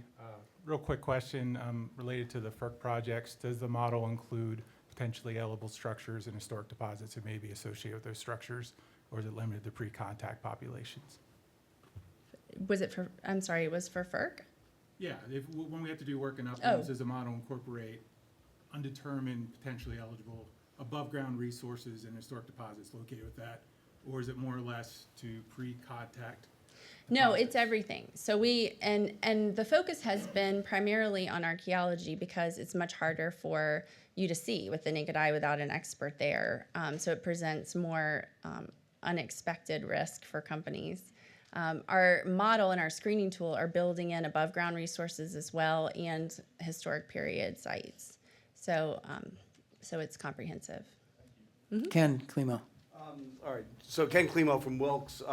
Certainly in the sciences, we have a lot of data now being collected by what we call citizen scientists. So these are people who might go out and do bird counts or might go out and do stream assessments and things like that. Are there opportunities for private citizens to essentially become deputized and to be able to collect data and then somehow, and I know you have to have QA, QC on the data, but to be able to serve as additional sources of information. And certainly, when you talk about the fact that only about 3% of Marcellus is mapped at this point, and there are a lot of people living in the Marcellus area who might be interested in going out and collecting that kind of data. And so what would be the provisions that you might have for that? We have not talked about that primarily because we are concerned about looting of archaeological sites, and so about potential looting of archaeological sites. And so we don't necessarily want to encourage a lot of members of the public to go out hunting for them. But nonetheless, I think that if members of the public who aren't necessarily registered archaeologists have relevant information, we would certainly welcome that. We'd also welcome input from tribes who have interests in these areas from an ancestral perspective or even currently to supply us with information that can make the model better. Tom. How are the states working with you? I mean, are they supportive? Are they questioning? What's the relationship today? The question was about our relationship with the state offices, and it varies. We have been working closely with the National Conference of State Historic Preservation Officers just to keep them informed of our efforts. And we've had many forward-thinking state offices reach out to us and say that they would be willing to collaborate on the tool. I think others, it may take longer. We may need to prove our concept a bit before they're willing to come along. But we've been pleasantly surprised at how interested they are in making tools that will help developers do this process much more efficiently and make their jobs easier in their offices by providing these digital tools that they don't currently have. Other questions for Marion? Go ahead. From PA1 call. Have you worked with the PIPA folks that are doing much the same thing, but maybe they need a little assistance on your side of the thing? We have not. I would love to learn more about what they're up to. That's also approved by PHMSA. Okay, thank you. Excellent. Other questions? Seeing none? Marion, thank you very much for joining us today. Thank you, Secretary. Okay, now, going forward, just the rest of the meeting, the next section will be public comment, which I'll talk a little bit more about in a second. We will go over the forward calendar. There will be some time for comments from the task force members before we adjourn. I missed that on the schedule today, my bad. But now we come to the public comment section. We had asked folks when they were coming in to sign up. So I am going to attempt to read 26 sets of handwriting and call folks to the podium by name, but I also used your number. I think we asked folks to remember your number. Again, this meeting is being recorded. We'll ask if you have written comments to put them in a copy of your comments in the box next to the podium. We'd ask folks to limit their comments to 2 minutes. Again, we have at least 26 folks that want to speak, and to get us, keep us on time, we really ask folks to keep your comments to 2 minutes. So without any further ado, the first commenter is Dr. Jerry Powers, followed by Nancy Powers, followed by Michael Erickson, I hope. So 1, 2, and 3. I'm going to save you 2 minutes because my wife doesn't want to get up and speak. So, but I'm not going to use 4 minutes. My name is Dr. Jerry Powers, and I'm a supervisor at Montour Township, which is in Columbia County. I'm also a member of the Public Participation Work Group. It's part of this task force. But I'm not here for that work group. I'm not here for the task force. I'm here for my endangered species, which is human beings. I'm here to speak for Connie Giger and Charlie Menges. Connie Giger has owned a farm in Montour Township. It goes back 5 generations. And on that farm, Charlie Menges built a house. He built that house for his wife and the 3 young children. The proposed Atlantic Sunrise Pipeline is coming right between those 2 properties, and they are very concerned. And if I came to your house and said I was going to put a 42-inch pipe in your yard and fill it with natural gas, you'd be a little bit worried too. So my request is that when you plan these projects, you make them the safest, the most well-built, the most highly maintained project that you can, and you also inform these individuals of what's going on and do it early and do it ongoing. Thank you for your time. Thank you. Next will be number 3, Michael Erickson, hopefully. Number 4, Jasmine Spence. Number 5, Richmond Shreve. I hope I'm getting these right. Hello, thank you, Mr. Secretary, for the opportunity to speak. My name is Michael Erickson. I live in Bucks County. I'm a high school science teacher. I have both a bachelor's and master's in biology. I do not represent my school today, nor any other organization. I got a substitute today, so I could take the day off and be here. I want to speak as a private citizen because I'm concerned about my community, my state, my country, and my world. I've heard from people in this room at an earlier meeting that this is our opportunity to build out the infrastructure for the gas pipeline. It's a great opportunity. It's a terrific thing, we're told. Natural gas can be our bridge fuel. The more pipelines we build, the more gas we can get, and the more jobs we can get, and the more money we'll get. But there's some problems with these assumptions, I think. I assert that the task force might be ignoring the basic question of whether, in fact, the state needs or the people of the state want the proposed build-out of the pipelines and the infrastructure that already exists. As consumers of the majority of the energy produced in the world, we as Americans have a responsibility to consider the impacts of our energy policies. If we build more pipelines, we're saying to the world, we don't care how bad it gets in your part of the world, as long as we continue to fill our pockets. How long can American military strength continue to support our hubris by bashing every insurgency that seeks to right the wrongs that we commit? How successful are we now at containing the threat of ISIS and the remaining offshoots of Al-Qaeda? How long can we continue as more and more radicals join them because of our continued inhumanity to man? Who's going to pay for the wars still to be fought on behalf of the fossil fuel industry and our addiction to their products? Who will make up those armies, and who will lose their lives? Will it be your children? Will it be their children? Even if you don't personally have any moral obligations that you are thinking about, at least you have to consider economic burdens that we already face, in which the continued use of fossil fuels brings to bear on us and our children and their children. I can already hear my students and my son's friends blaming the adults around them for the mess that we're leaving them. What will actually be the costs of the pipeline expansion if it takes place? I see several costs. All right, everybody has 2 minutes, and you're actually over time. Could you wrap I'm up, already over please? 2? Okay. Yes. I'm sorry, I was planning for more time. 2 minutes was a surprise. And you I can understand. submit your comments in writing I'll do certainly that. afterwards. I'll do that. And Thank we'll make you. them available. Okay. So I think the elephant in the room is climate change. I have a lot of other costs, but as we get towards methane tipping points, every source of methane becomes more and more critical. The Arctic methane is going to blow us all out of the water if we get there, and we don't know how long it'll take to get there. Warming oceans are keeping the atmospheric effects low, and we already see that warm air is more energetic, more storms, bigger storms that are costing us hundreds of billions of dollars, thousands and thousands of lives. Who pays for all that? It's the American public. And so do we need the pipelines? I hope that you will consider taking the money that you're thinking of wasting on the pipeline infrastructure and putting it into renewable resources that will lead us into the future in a responsible and morally acceptable path. Thank you for your time. All right. Again, we'd ask, again, 2 minutes goes by quickly, folks. So really ask you to respect that so we can get through everyone's testimony. Next is number 4, Jasmine Spence, followed by number 5, Richmond Shreve, number 6, Maya Van Rossum.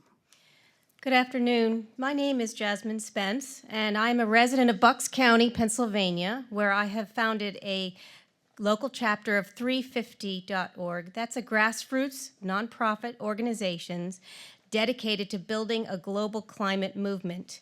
Our mission is to see us shift away from the highly polluting and dangerous energy sources like fracking to more renewable and clean energies. So I'm here to stand witness today to say what you're doing is wrong. A massive build-out is not what the public needs or our world needs.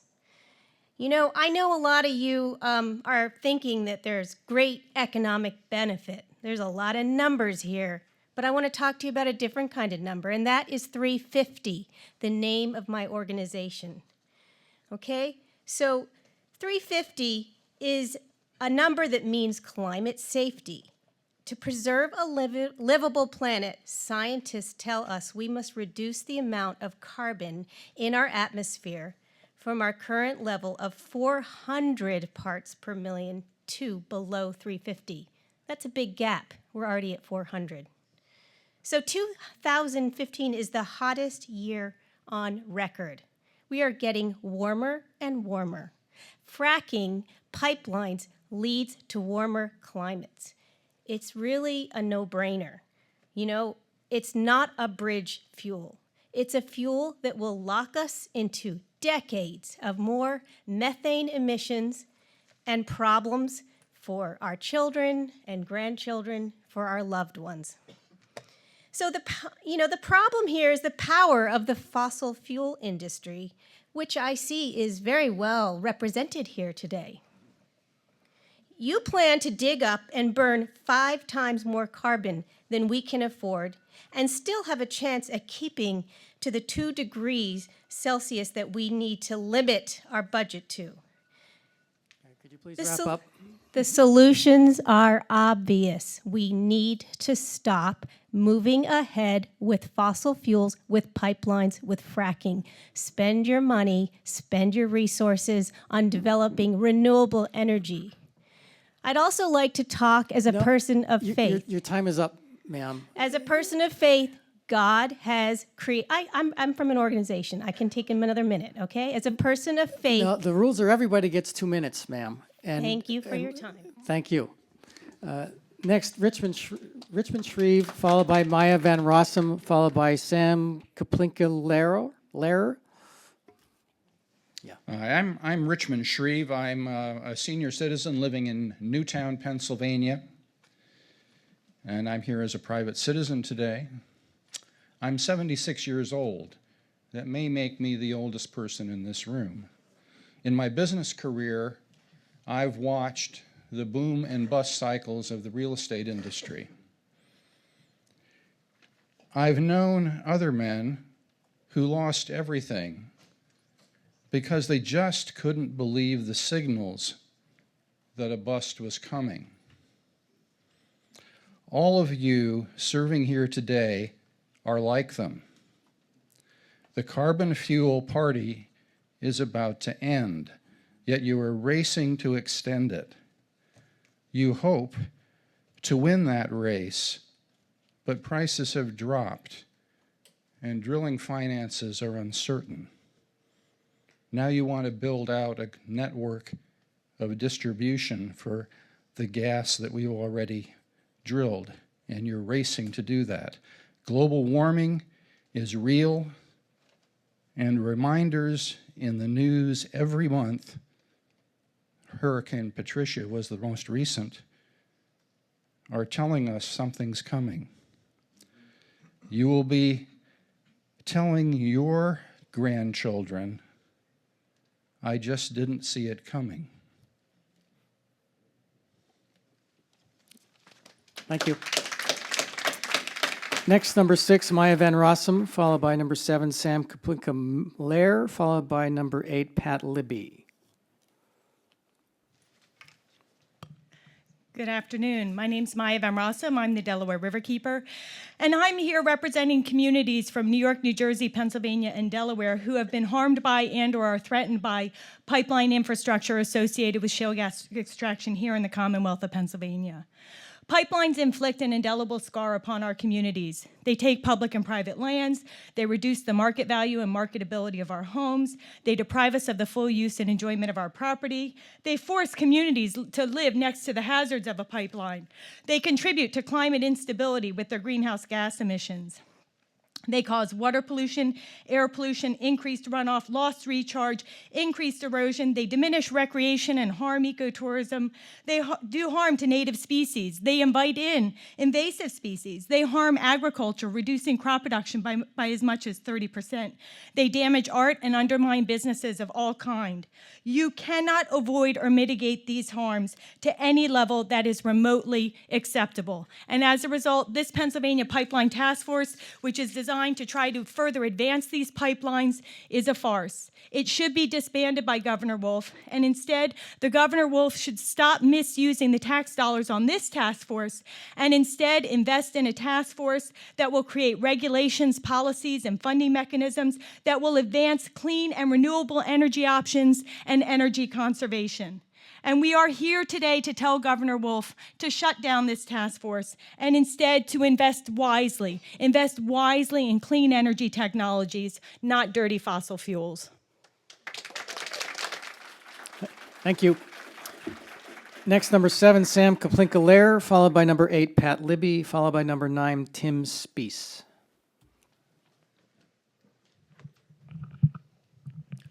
My name is Sam Kaplinka-Lehrer. I work with residents throughout Pennsylvania, New Jersey, New York that have been impacted by proposed pipelines.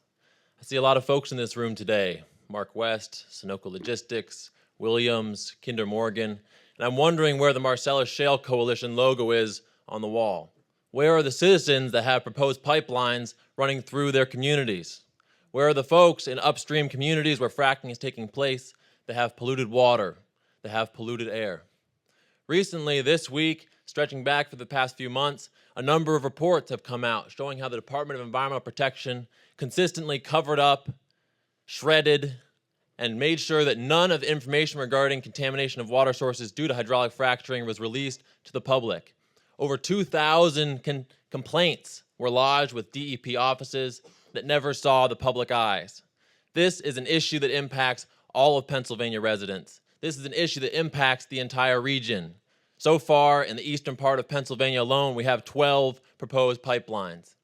This is what we're calling a market rush. It's not about any registered need. In fact, it's about one company trying to beat out another company, oftentimes going through the exact same area from the exact same pickup point to the exact same drop-off point. This is about one company trying to make more money for its bottom line rather than actually taking into account the impacts to residents here in the Commonwealth.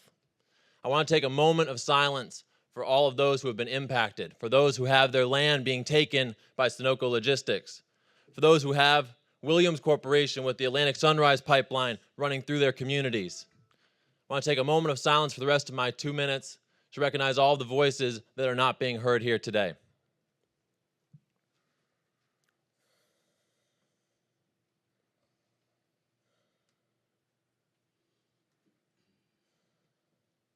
Okay, thank you. Next, number 8, Pat Libby, followed by number 9, Tim Spees, number 10, Dory Hiphoff. I am the voice of the stillborn who cannot speak. I am the voice for the disabled in pain. I am the voice of the asthmatics who cannot breathe. I am the voice for those you have slain.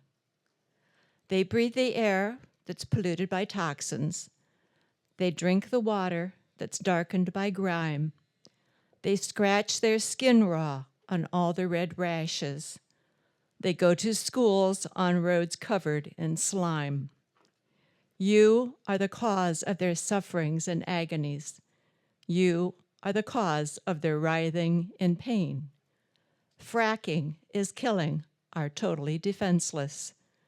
It has no sympathy for those it has slain. Don't kill our kids to pay the schools. Thank you. Number 9, Tim Spees. Number 10, Dory Hiphoff. Number 11, Nathan Soy.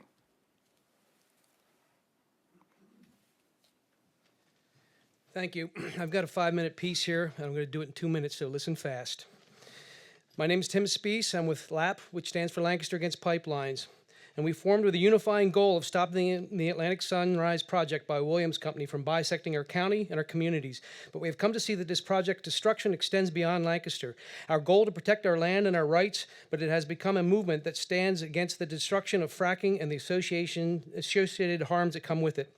We have adopted the slogan, "We are Lancaster County," because we know that Lancaster is well known all over the world for our uniqueness. From some of the world's richest non-irrigated farmland to the cultural richness of our Amish and Mennonite brothers and sisters, from the handcrafted furniture we make to the preserves and whoopie pies that come from our kitchens. We believe these identities are worth protecting from the blatant corporate overreach and unquestioning damage that the natural gas industry has done and wants to continue to do to what is most precious to us. We residents of Lancaster County view Williams' proposed Atlantic Sunrise Project as a threat to our lives as we now know them. We reject the indecent proposal to exploit the land that sustains us, the forests that clean the air, the farms we've cultivated for generations, the water on which we depend, and our increasingly endangered rural way of life. Williams has bulleted its way into our own properties as surveyors systematically trespassed on our land, ridiculed our residents, spewed inaccurate information regarding risk and compensation alike, and consistently threatened greater disruption for landowners who resist them. They've even called resistant landowners un-American and unpatriotic for defending our homes against Williams' intrusive plans. The irony here is laughable. After all, stealing our family land and future for dreams so they can ship U.S. energy overseas is as un-American a scenario as one can imagine. We are well aware that a right-of-way would give Williams access to our land forever. No one-time buyout could possibly compensate for the never-ending loss of our peace of mind, the never-ending threat of explosions and leaks, the never-ending assurance of additional construction on our land as they install more pipelines and additional infrastructure projects for years to come. Nor does a one-time buyout replace the shattered reality that our community no longer belongs to us. Our Protect Pre-A Quilt project has become our rallying protest banner, the tangible, visible sign of a number of people who stand with us to resist this injustice. The incredible resolve of Lancastrians and our allies to make something beautiful in our opposition to something wrong and unjust. We have a broken energy system, and the law that protects it and condones it and perpetuates the system of exploitation and destruction. If we look at the members of the task force here right now, we see an imbalance in the voices that are at the table, the majority being from the industry itself.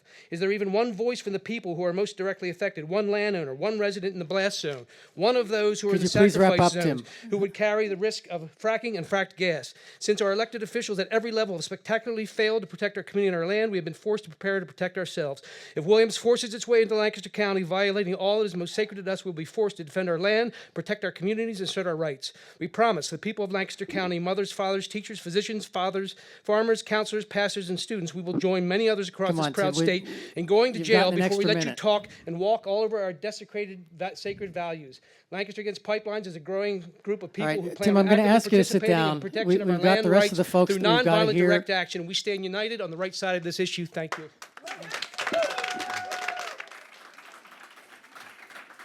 Okay, we're trying to apply the same set of rules to everybody. 2 minutes does go quickly, folks, so I'd ask you to do some self-editing if necessary. All of your comments are welcome in writing, will be made part of the record, will be made available to the public. So thank you, Tim. Next, Dory Hippoff, followed by Nathan Soy, followed by Marjorie Van Cleef. My name is Dorina Hippoff. I'm with the Gas Drilling Awareness Coalition of Luzerne County. I live in Lehman Township, a very small town outside of Dallas, Pennsylvania. In January of this year, the former Federal Energy Regulatory Commissioner Chairwoman Cheryl LaFleur appeared at the National Press Club luncheon. She remarked, "Pipelines are facing unprecedented opposition. We have a situation here." Yes, we have a situation here. A situation which obviously this task force is unaware of. According to a survey which appeared in a Black Vetch Insight Group report entitled the 2015 Strategic Directions U.S. Natural Gas Industry Report, 74% of the respondents cited delays by opposition groups as the most significant barrier to the construction of pipelines. So yes, there is a situation. The Black Vetch report also pointed out that FERC has seen everyday citizens becoming unexpected interveners in routine filings. A case in point is with the current proposal before FERC, the Pennies Pipeline, where as of yesterday, over 1,000 everyday citizens unexpectedly filed as interveners. This is a 108-mile pipeline. This means there are 10 everyday citizens intervening in this pipeline. Imagine that. Everyday citizens actually participating in government, demanding to be heard, is being seen as a barrier. So yes, there is a situation. Other concerns about pipeline include safety, property values, liabilities, environment, exploitation, and the heavy-handed use and threats of eminent domain. Addressing such concerns from everyday citizens would require meaningful regulations and the will to enforce them. But as previously stated, the intent of this task force is not to produce regulations. Right now, the splashy campaigns are being viewed as no more as a weak attempt to put lipstick on a pipeline. Thank you. Thank you. Number 11, Nathan Soy, followed by number 12, Marjorie Van Cleef, followed by 13, Marta Gutenberg.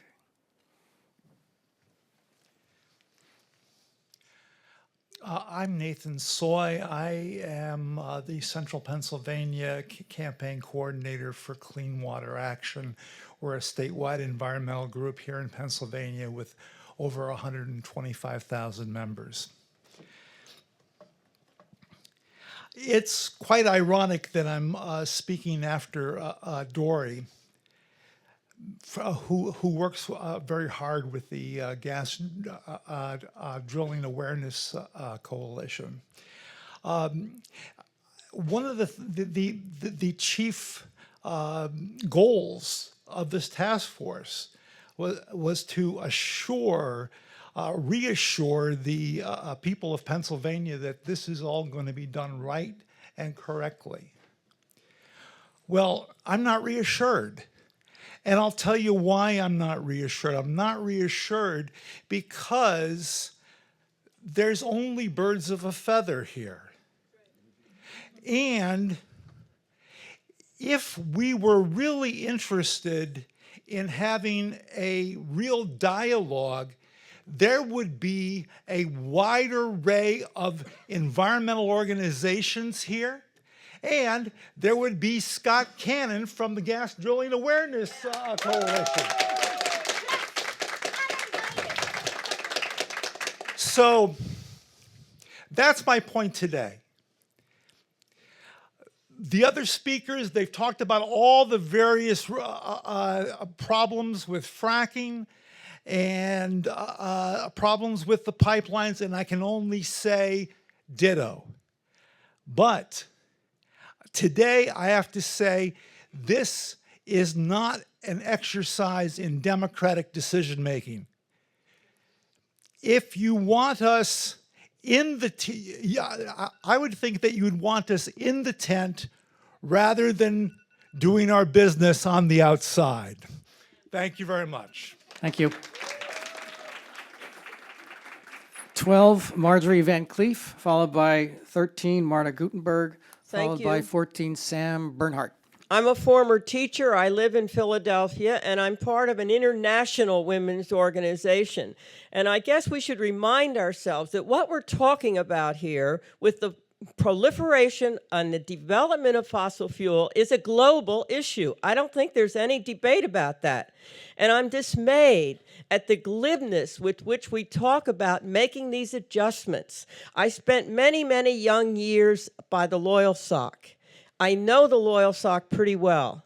I know what's happening to it, and I've seen what's happening to it, and it makes me just furious that people would sit here and say, well, we can make this adjustment or that adjustment to the Loyalsock or any other natural resource that we have in this particular state, to say nothing of the other states that will be affected by more drilling and more pipelines. Let us remember we have these trains and pipelines going through one of the most populous cities in the country, and I see it every single day. We all just hold our breath, wondering when one of these trains is going to actually explode in a neighborhood. Thank you. Thank you. Number 13, Marta Gutenberg, followed by 14, Sam Bernhardt, followed by 15, Corin Wolk. My name is Marta Gutenberg.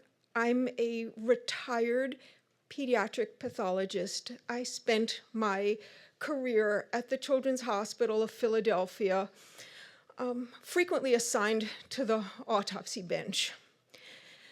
There's a saying, if you're not at the table, you're probably on the menu. And I'm here to represent the children of Philadelphia whose lungs, lives, and I may say spirits have been harmed by the extractive industries of the state. As some of you may know, Philadelphia, neighborhoods in Philadelphia, ironically, neighborhoods of poor children very close to the refineries, have rates of asthma 2 and 3 times national rates for children. These are not getting better. I hope that you will take my words seriously and the words of previous speakers and consider doing your job to protect the the lives of Philadelphians. Thank you. Thank you. Number 14, Sam Bernhardt, followed by 15, Corin Wolk, followed by 16, Karen Faradin. Hi, my name's Sam Bernhardt. I'm the Pennsylvania organizer for Food and Water Watch. But today I speak for Food and Water Watch as a national organization that's working with communities around the region to fight fracking infrastructure such as pipelines, compressor stations, and gas export terminals. We're working with communities that are fighting pipelines in South Jersey, such as the Southern Reliability Link and the Pinelands Pipeline. These two pipelines would cut through New Jersey's prized pinelands, an area known for its threatened and endangered species. In 2013, we won a vote in the Pinelands Commission, blocking the construction of the Pinelands Pipeline. Governor Christie responded by replacing the members of the Pinelands Commission who are sympathetic with our cause with pro-pipeline commissioners. I have a feeling Governor Christie would get along just fine with the group that I'm addressing today. In my home of Philadelphia, we're fighting a plan to bring dangerous infrastructure through our communities, communities of millions of people. Philadelphia Energy Solutions, which has built its business model around making Philadelphia less healthy and less safe, is pushing to bring more dangerous oil trains through our city so they can release more asthma-causing pollution. In all of the cases that we're fighting, communities are fighting an exploitative industry, building dangerous infrastructure that will put us all in danger through exacerbating climate change. And in many cases, we're winning because the people of Pennsylvania, New Jersey, Maryland, New York, and elsewhere understand that the shale industry's promises of safety and job creation are empty. But all of these fights lead us back here to Harrisburg, where Governor Wolf is working with the fracking industry to undermine his constituents' opposition to fracking infrastructure. People and communities in Pennsylvania and elsewhere are being adversely impacted by fracking and associated infrastructure every day. Where is their task force? This task force is a farce, and it should be disbanded immediately. Number 15, Corin Wolk, followed by 16, Karen Faradin, followed by 17, Margaret Henry. I'm Corinne Wolk, and I work for Clean Air Council, a not-for-profit dedicated to protecting everyone's right to breathe clean air. Through my work, I have met many longtime Pennsylvania residents impacted by fracking and pipeline construction in the state. However, over the past 2 years, this industry has begun to reach into the lives of more and more otherwise unconnected people from my life. A family friend lives along the route of the Penn East pipeline. The home my godmother bought to spend her retirement with her husband and handicapped child is along the Mariner East pipeline route. My friend's family farm is next to the construction of a new compressor station. And even my own home was evacuated last year due to a gas leak from Philadelphia's aging natural gas infrastructure that we haven't been able to repair, let alone the new pipelines that people are planning to bring in. Unlike many of the representatives here in the room and the owners of the companies that they represent, I was born in Pennsylvania, I live in Pennsylvania, I pay my taxes in Pennsylvania. I breathe Pennsylvania's air, and I am dependent on Pennsylvania's water supply. If I ever have children, I plan to raise them in Pennsylvania. I live in a city that is threatened by the effects of climate change, not only for our infrastructure, but for the people who are living in Philadelphia. I would like to know why the voices of people like myself and so many others whose lives and livelihoods depend on the future of this state and its government's decisions are not welcome on this task force. Perhaps it is because our government and this industry worry that our input would threaten the operation of the companies present here today. To those who created this task force, I ask you, who is a threat to whom? Thank you. Number 16, Karen Faradin, followed by 17, Margaret Henry, followed by 18, Ann Now. Thank you. I'm Karen Faradin. I'm the founder of FERC's Gas Truth. I'm with Pennsylvanians Against Fracking as well. And I'm here today because I'm with all of the people who have been speaking to talk about our concerns for the fact that we are not part of this task force, that our positions are not being well represented by this group if we have no voice here except to be giving public comments where we're cut off after a certain amount of time. But I think that there are a lot of good points that have already been made today that I don't want to reiterate in my 2 minutes. I wanted to make the point that for all of the people who are talking about their concerns for the climate or their concerns for the individual pipeline fights that they're involved with, there are people in Pennsylvania that people throughout the region are standing in solidarity with who have been suffering from this industry for over a decade now. They're not being helped. Their needs are not being met. And so in the inaugural meeting of this task force, when Secretary Quigley talks about building public acceptance with the work of this task force, I got to wonder, are you talking about the mother whose son was splattered by fracking waste? And when she looked up at the operator of the truck who didn't give her time to get inside her house with her son, he was smirking at her? Do you think you're going to have her public acceptance anytime soon, or those who have a million stories like her throughout the region in Pennsylvania already? We have to stop the damage. We have to stop the bleeding. We have to shut this task force down. Thank you very much. Thank you. 17, Margaret Henry. 18, and now 19, Ellie Salahub. Apologize in advance. My name's Maggie Henry, and I'm an organic farmer from Lawrence County, Pennsylvania. I might say a former organic farmer. In 2008, I mean to tell you, after a decade of more work than any of you on this commission can imagine, I had it going on. I had 5 restaurant accounts. The East End Food Co-op could not keep my eggs in stock for 24 hours at a pop. In 2008, I was picked as one of the 10 best things on the food scene in Pittsburgh. I don't tell you this to brag. Then following Thanksgiving, I was on the front cover of the New York Times Thanksgiving Day edition for My Heritage Meats. Today I'm out of business because I can't guarantee the organicness of my products.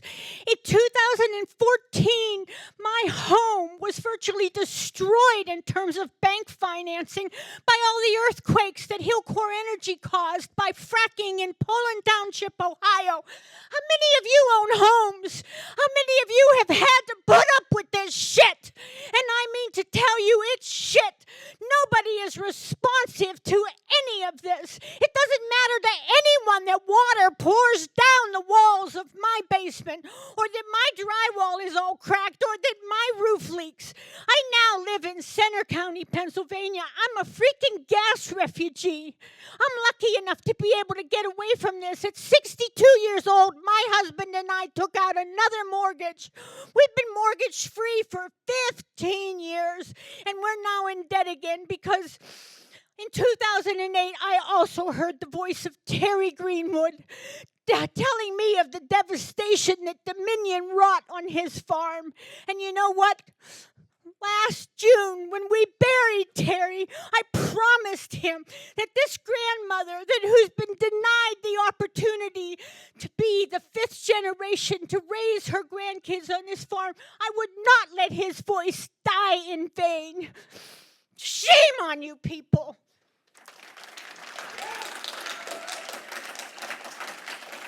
Number 18, and now, followed by number 19,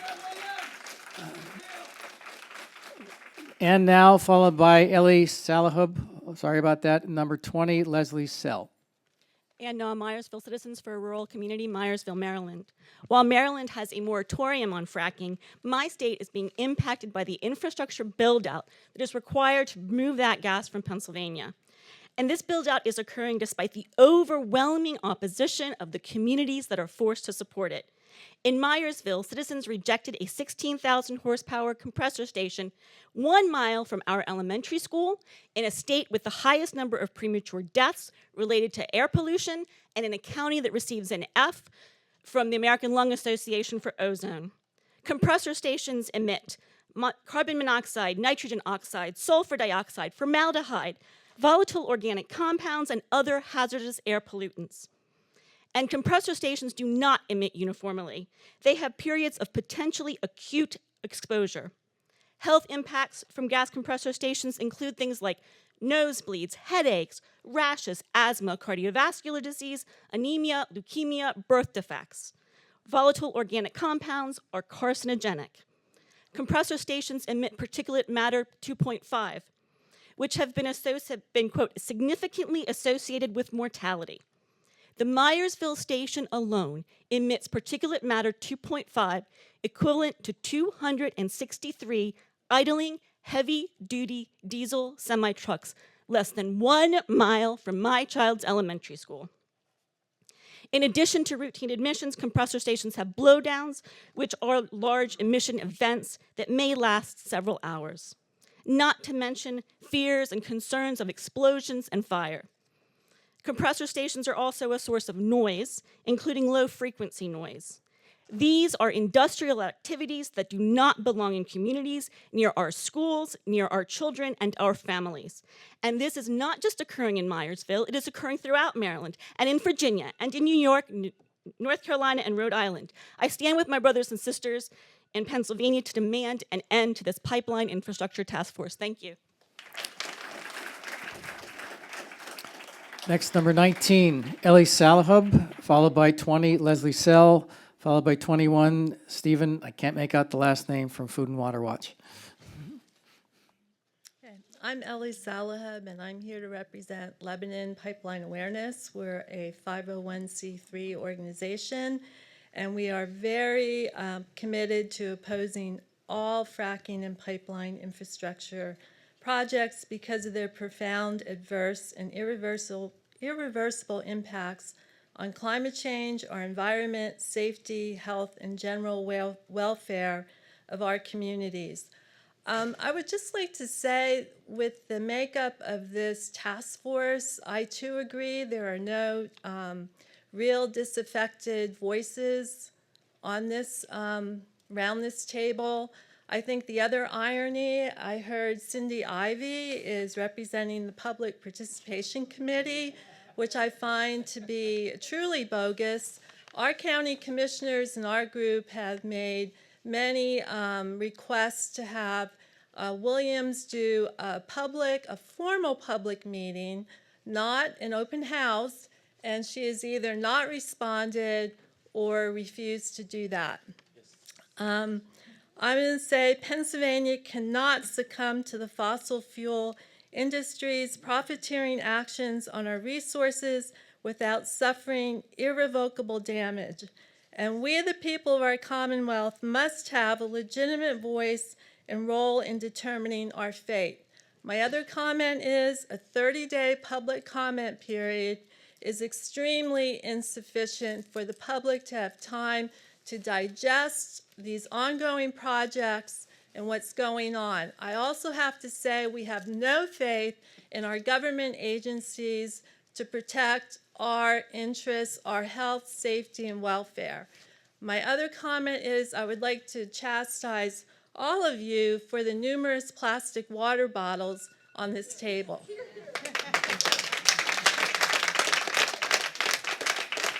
Number 20, Leslie Sell. Number 21, Stephen from Food and Water Watch.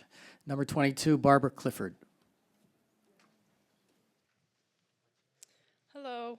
I'm not a good speaker. I came today really just to hold a sign opposing pipeline expansion, but I feel compelled to speak because I'm appalled at the price we're asking some citizens of this Commonwealth to pay for the fracking industry. I've talked with many people in fracked communities who are ill, whose children are ill, and who have no water to drink because of fracking. The dangers of fracking are now spreading in the form of pipelines to innumerable communities throughout Pennsylvania, including Philadelphia, where I'm from. I just wonder how many people will be sacrificed, how much water, wildlife, and wilderness will be destroyed. It's inevitable. Today, listening, I've heard a lot of use of the words risk management, mitigate, minimize the impact. Maybe we can do this, maybe we can do that. We always find things we don't expect. Well, I'm speaking for myself as well as for many other people, family, friends, neighbors, and community members who feel that the risk of fracking is not justified. Expansion is not the answer. Please do not disregard the desires of a vast number of your people in Pennsylvania. Thank you. Thank you. Number 21, Stephen. Last name begins with an S. Stephen has kindly ceded his spot to me. Okay, well, let me just get the other folks teed up. Number 22, Barbara Clifford. Number 23, Frank Finan. So if you could identify yourself, please. Jenny Lissack from Central Pennsylvania. The task force seems to ignore the science of climate change and the medical science. The years of scientific research on fracking that has produced more than 500 peer-reviewed studies and reports overwhelmingly showing harm, and the science that tells us we must cease using fossil fuels. Many scientists say that the 2-degree climate cap is not possible to meet without negative emissions or carbon capturing. There have been 31,000 gas leaks in Pennsylvania from the aging network of distribution lines that will cost $11 billion to fix. There will be an eternity of maintaining infrastructure and gas wells. Abandoned wells have been referred to as super emitters of methane, and there may be as many as 900,000 of them in Pennsylvania. The cost of gas transmission incidences in Pennsylvania in 2005 since 2005 is over $75 million, according to the Pipeline and Hazardous Materials Safety Administration. 12.8 billion cubic feet of methane has been released from gathering and transmission systems since 2010, and another 36 million cubic feet escaping during incidents from distribution. There is not a day that goes by that people are not being evacuated and endangered from a gas leak. The costs of expanding infrastructure and promoting gas far outweigh the benefits. Your cost analysis does not figure in low birth weights, childhood cancers, increased hospitalizations, low-level ozone, environmental cleanup, disaster relief, or future impacts from crumbling and corroded steel piping and casings. The only sensible measure is to turn the gas off. Your well-oiled and fully gassed machine is one of destruction. It contributes majorly to the climate crisis through carbon, methane, VOCs, NOx gases, and deforestation, preventing us from moving forward, causing us to question whether our children will be assured of futures. We do not want heavy industry, potentially explosive pipelines, clamorous and noxious compressor stations as neighbors. Could you wrap up, please? Yeah. I want you guys all to do the right thing. All individuals demand that our voices be heard. How can we be heard? I mean, how can our concerns be addressed? I think you all have to know about climate change. You know, please, I think everybody should quit and demand renewable energy now. Thank you. Next, Barbara Clifford, number 22, followed by 23, Frank Finan, followed by 24, Betsy Delisle.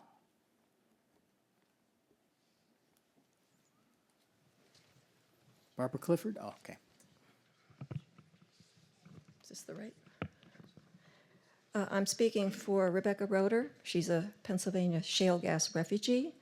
She's now living in Georgia. She had documented water, air health impacts post-fracked gas development. And she would like to say, Secretary Quigley, where are you? It's me.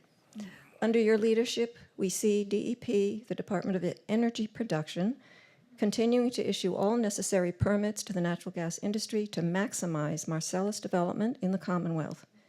Drill permits, air pollution permits for compressors, dehydrators, fracked gas power plants, liquid natural gas processing, production storage facilities, and many others, including open pits for frack waste and the spreading of radioactive, chemical-laced frack brine on our roads for de-icing. The one new permit you want your Department of Energy to issue is a social license for industry to operate with impunity and public acceptance, irrespective of environmental and health impacts. You want this social license to manage public opinion about pipelines in the Commonwealth necessary to transport fracked gas. We, the people, get it. More pipelines mean more drilling. More drilling means more pipelines. Drilling and pipelines mean more water, air, and health impacts. Your Department of Energy issues all the permits allowing impacts to our drinking water, our breathing air, to our health, for which no one has accountability. We, the people, understand this pipeline infrastructure task force is musical chairs for a revolving door between Pennsylvania Department of Energy and industry jobs. If you really want to manage public opinion, stop issuing all new permits for all Marcellus development now, today. Read the joint Ivy League peer-reviewed paper by the University of Pennsylvania and Columbia University that demonstrated a 26% increase in hospitalization rates in the heavily drilled Pennsylvania counties of Susquehanna and Bradford, and do the right thing.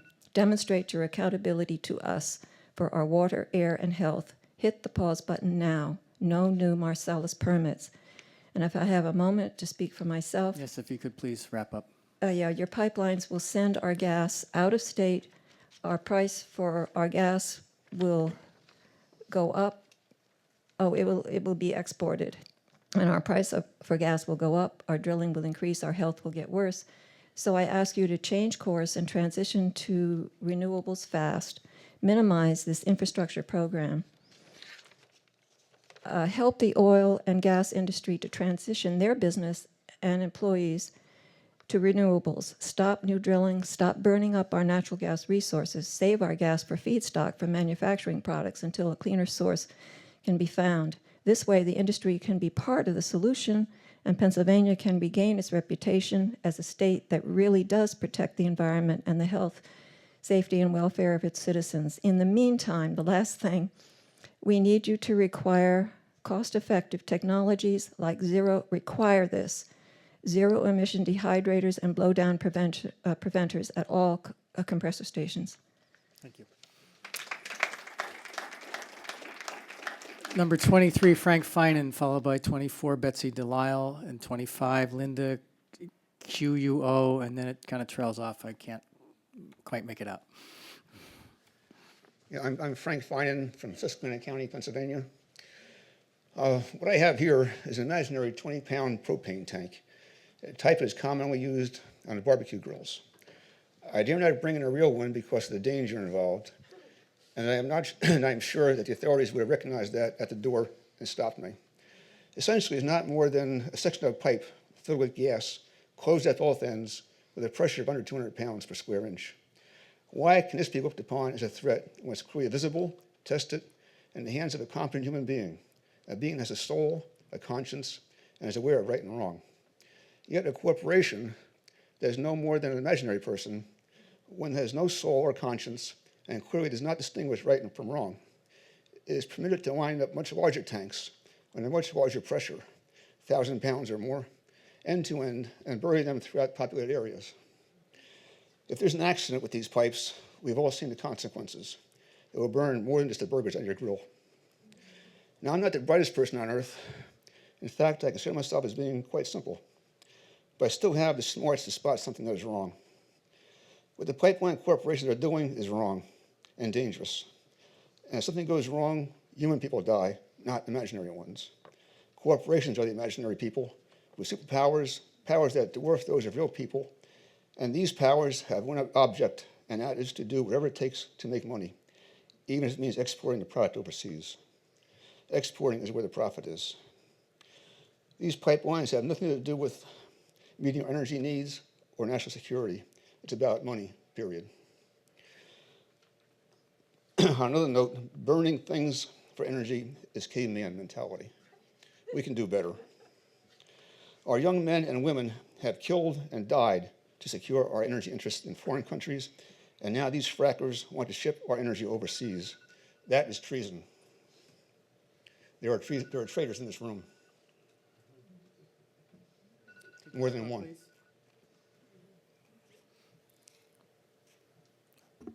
Okay, wrap up, please. I'm done. All right, thank you. 24, Betsy Delisle. 25, Linda Q. 26, Melinda C.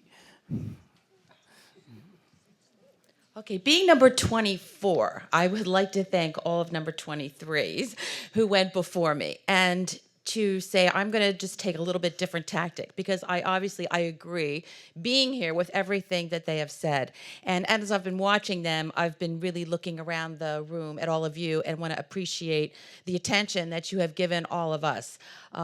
again, I am Betsy Delisle. I'm from Lancaster, Pennsylvania, and I am recently retired from Gannett, which is a division of USA Today, as Vice President of Sales. And the reason I say that is because all of you have these positions, as I had a position, which there's a lot of responsibility attached to that. As I retired because of having 5 grandchildren, I'm now part of the Citizens Climate Lobby and the Climate Reality Corps. Because I do have this intense belief in caring for our climate. And I can't imagine how all of you sitting at this table today haven't been touched by all of those who have spoken before me.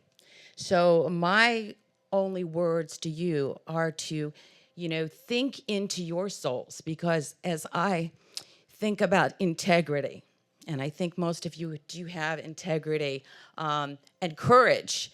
It takes courage to do the right thing, and sometimes to change the profession that we're in and to stand up for what we know is right. And I feel that many of you know the path to take. It isn't always the easiest path to do, but I think that's what I'm going to say, is that if anyone here today is impacted by what we've done, and the number of people here have taken their personal time, it'll be worth our time, and hopefully for my children, my grandchildren, and all of yours too. So thank you for the time we've been given. Thank you. Number 25, Linda Q. Number 26, Melinda C.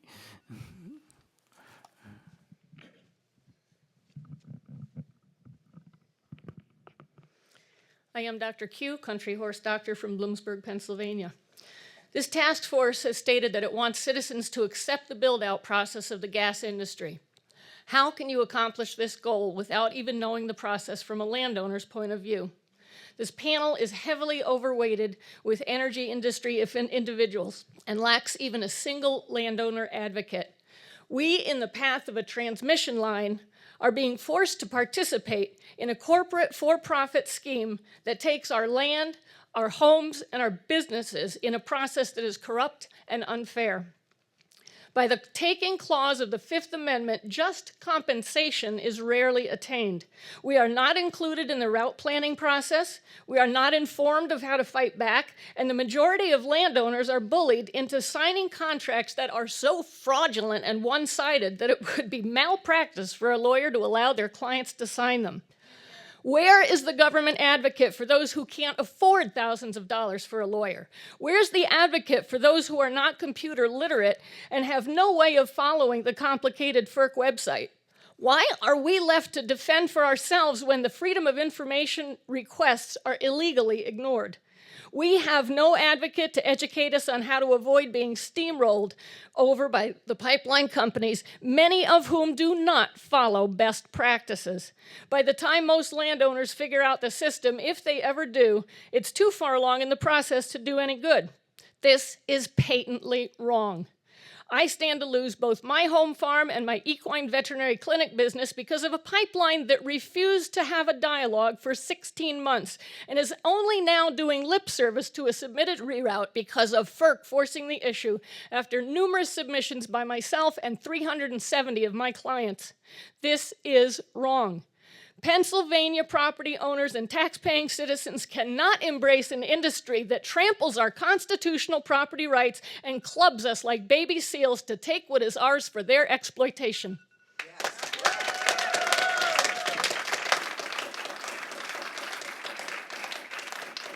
Number 26, Melinda C. I can't read the last name, sorry. Hello, my name's Melinda Harnish-Clatterbuck. I'm from Lancaster County. Linda, I've been following your comments to FERC, and I've been very touched. It's good to meet you in person. I'm curious, how many of you who are in the gas industry actually go to the FERC website and read some of the comments that people put in there who are affected directly by this? I wonder how often some of you in your position actually get out in the streets and hear those who are being affected, the landowners whose lives are being destroyed, whose livelihoods are being destroyed. I know you're trying to do your job, and I try to think the best of people as much as I can. I was born and bred in Lancaster County. I have strong Mennonite roots there. My family came in the 1720s, 1710. And I'm proud of that. I'm proud of what we stand for. I've been proud of our country until this point, until I had the knock on my door. Ms. Werkheiser mentioned that the gas industry companies want to do the right thing and generate goodwill in the communities. That's not been my experience. When the surveyor knocked on my door, he lied to me 3 times in a row. The first 5 minutes he was standing inside my foyer. It's an already existing pipeline. We're just upgrading. The Atlantic Sunrise Pipeline coming through Lancaster County is greenfield. I didn't talk to your neighbors. I don't know who they are. I walked up over and talked to my neighbors, and he had just been there. He lied to me, and that didn't set us on the right foot. We landowners, we people who live in the community who are having this imposition of your pipelines feel like you're not taking care of the pipelines you have. Secretary Quigley, this shouldn't be about increasing the infrastructure. It should be about taking care of what's already out there to protect us and our health. I would like to invite you personally to come to Lancaster County, sir.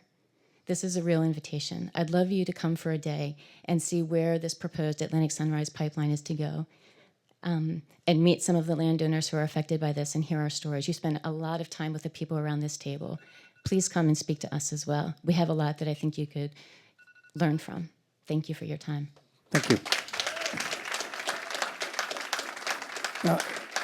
All right, we've gone through the list of all folks who have signed up. Is there anyone who did not sign up to offer comment that would like to speak? Please raise your hand. Please step to the podium and identify yourself. Again, 2 minutes, please.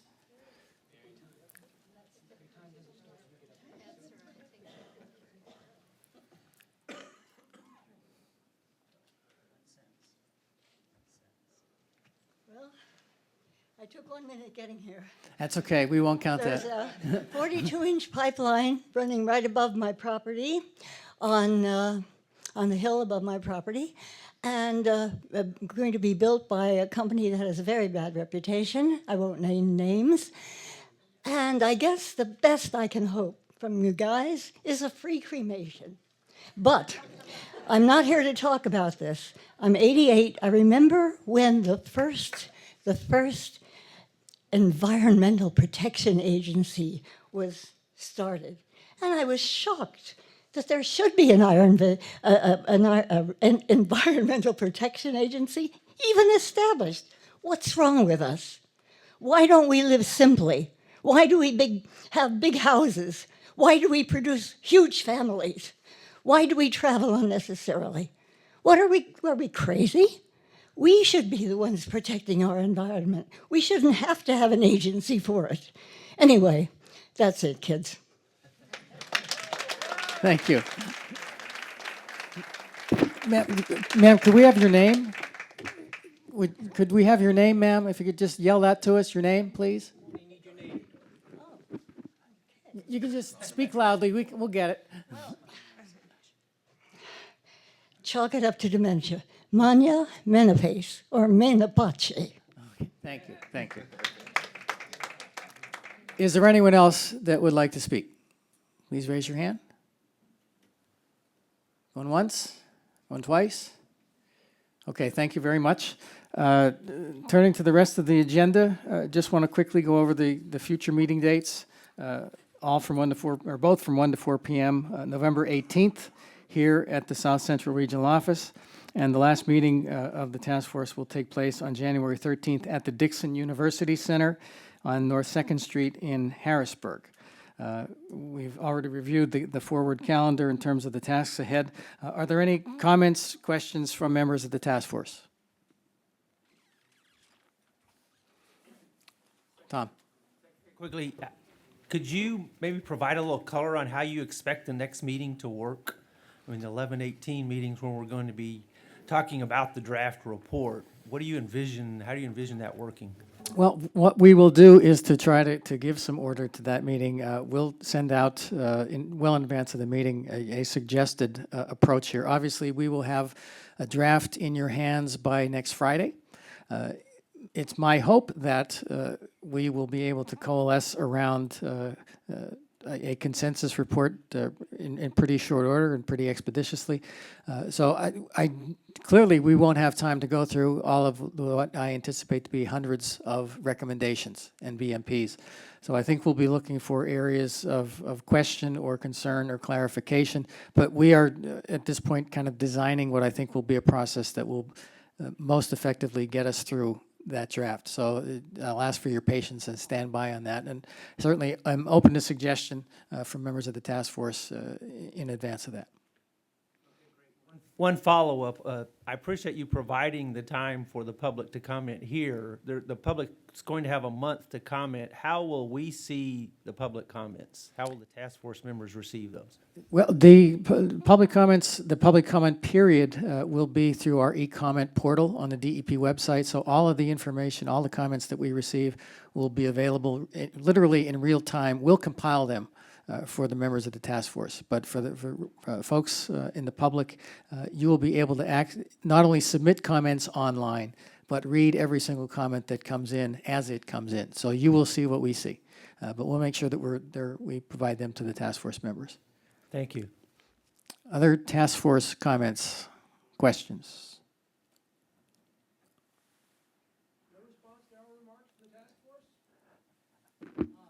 Folks, this is for the task force now. You had your say. This is for the task force.